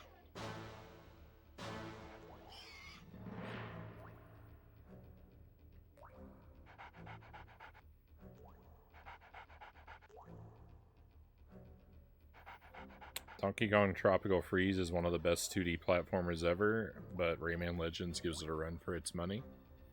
I've heard good things about that one too. Haven't gotten around to it. Hopefully I will.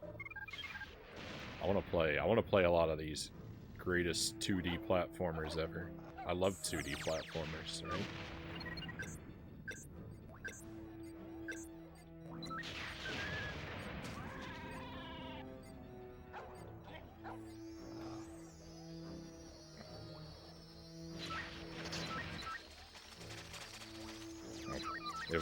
If I could only play one type of game for the rest of my life, it would be 2D platformers.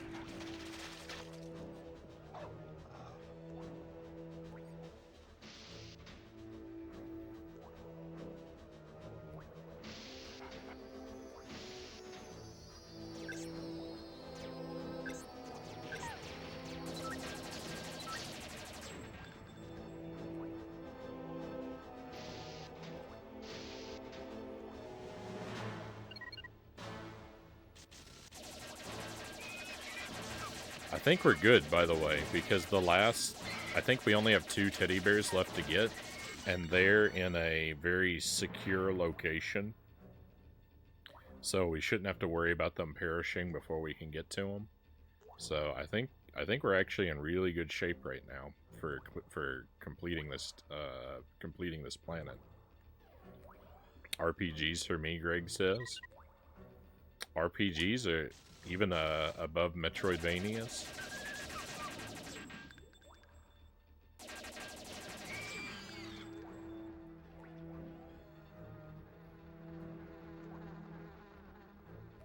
I guess that's what I would. I guess that's what I would expect, given the preferences that you've shared before. But it'd be a close decision, right?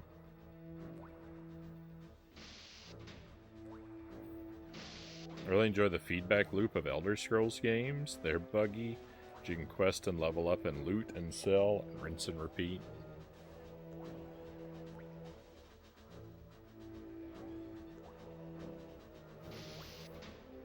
Really close. Metroidvanias are good too.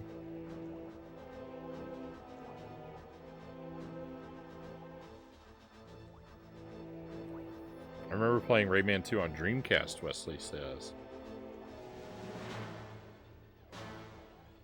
Yeah, I had it on the Nintendo 64, and I strongly associate Rayman 2 with Bob Marley.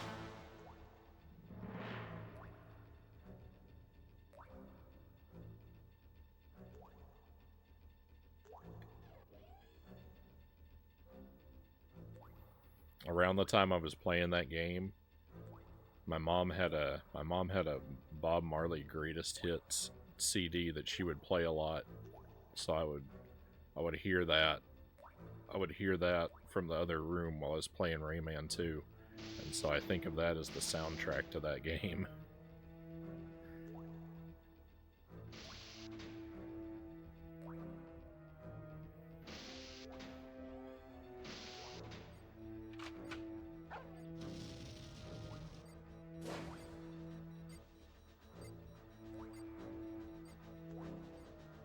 I love random connections like that. I've got a couple of them. With Star Fox 64, I always think of the Charlie Daniels Band. Same reason. My mom was listening to a lot of that when I was playing Star Fox 64, so like I hear those songs when I think of Star Fox 64, and I think of the soundtrack to The Grinch in connection with Mickey Speedway USA, because I got both of those for Christmas the same year, and so I spent my Christmas break playing Mickey Speedway and listening to the Grinch soundtrack on loop. So that's those two go together. That one I did to myself.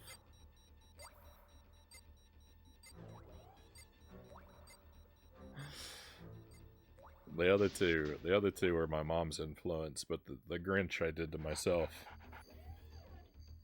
And the thing is, I don't even think I had seen the movie. I don't know who would have given me the soundtrack. But I don't think I even saw the movie until years later.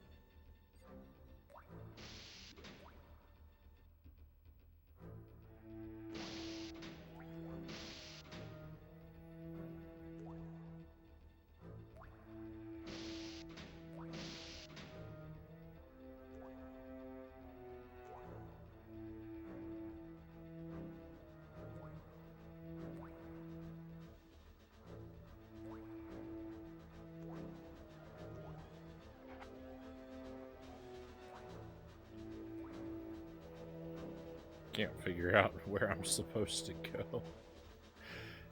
I can picture it in my head, but I don't know where it is on the map.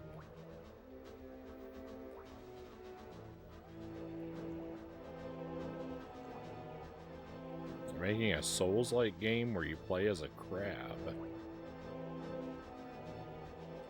looks really good, Final says.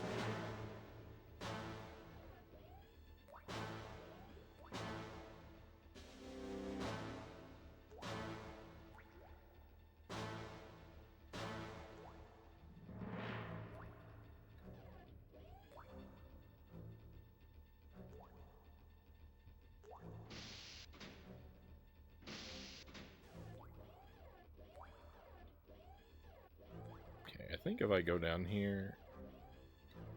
Oh, nope, nope, this area isn't what I thought it was. Alright, well, I need to backtrack quite a bit. I don't know why I'm having so much trouble. Oh, you know what? Because I'm picturing the wrong area in my head.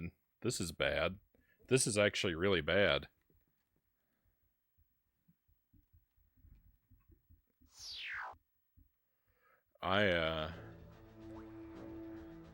Oh no, I was picturing the last two teddy bears that we need.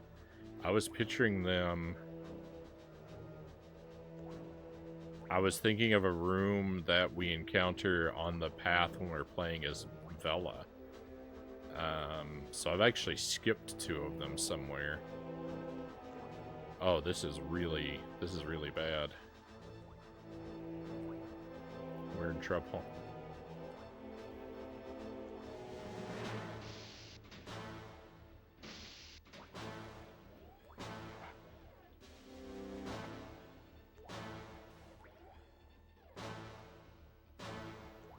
I've missed two somewhere, and they could be in danger and could easily die.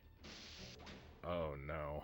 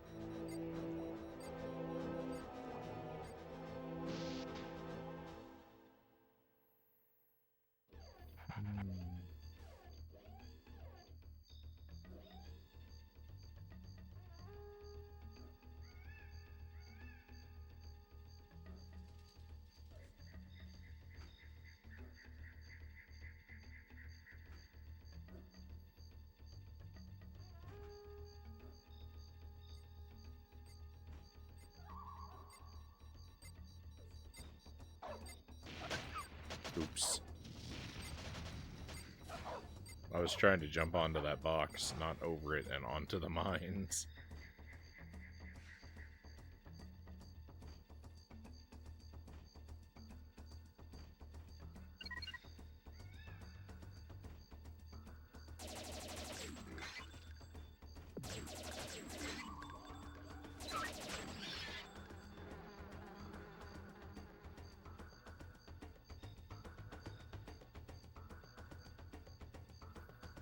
These enemies are just way too resilient. Way too resilient.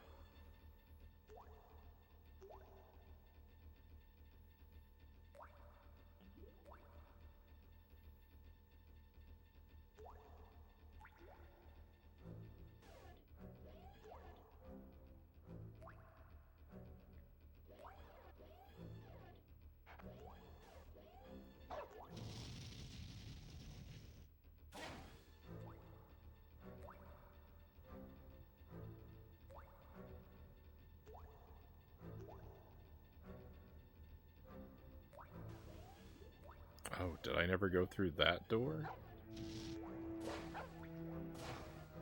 That might be it. That might be where I need to go.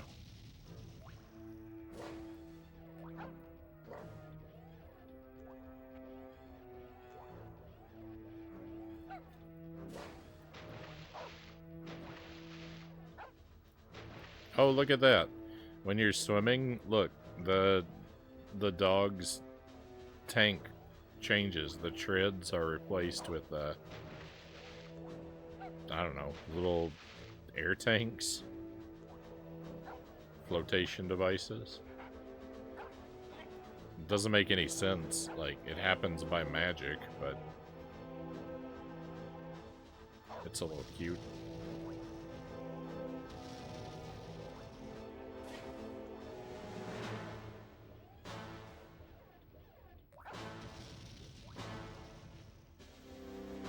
Alright, please let us get the last of the teddy bears before they die. Thank goodness we did it. Alright, let's go. Now we just have to get to the exit. And there shouldn't be any enemies on the way. As long as I don't fall off a cliff, we'll be fine.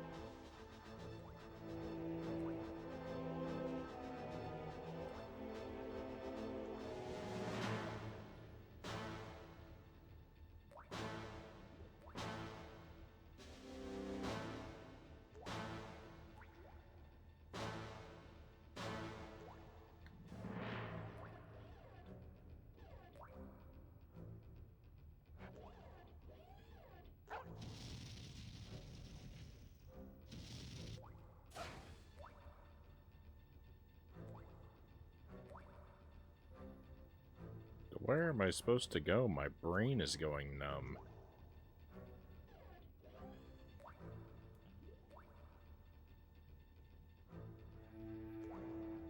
Everything looks the same.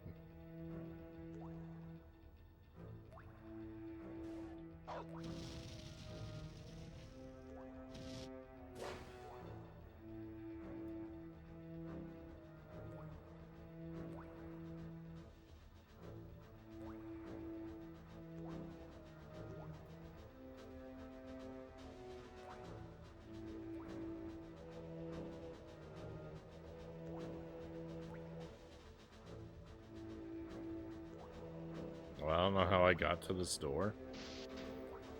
This is not what I was expecting to find, I thought. I feel like I walked to the end of a hallway, turned around, and came back down the same hallway, but got to a different door. I can't explain what happened.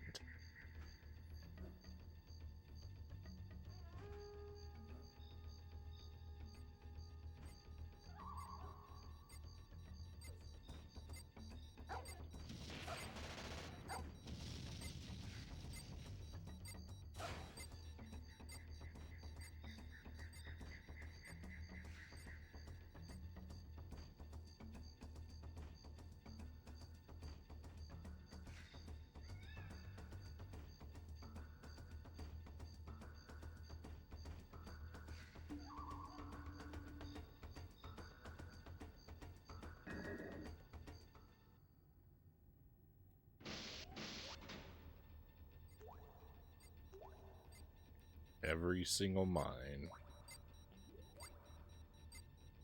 How many am I going to hit? Yes.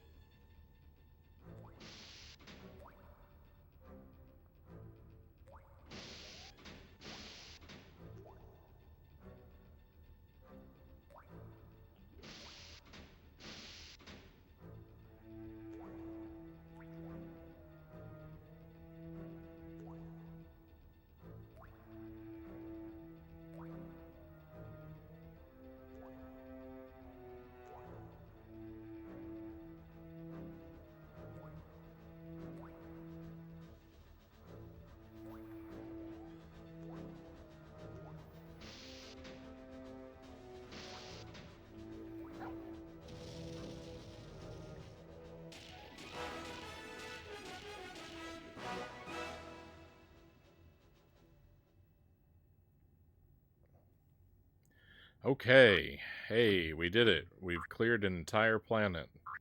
The game didn't really acknowledge it in any way at all.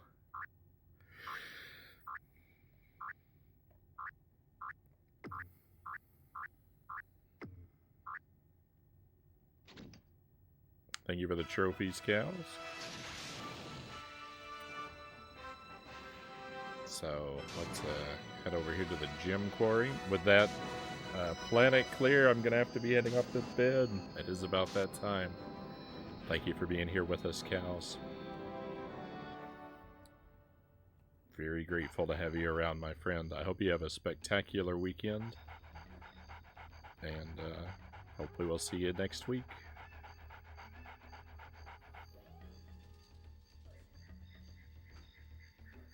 Alright, before we roll into this, I'm actually going to cut the VOD here real quick.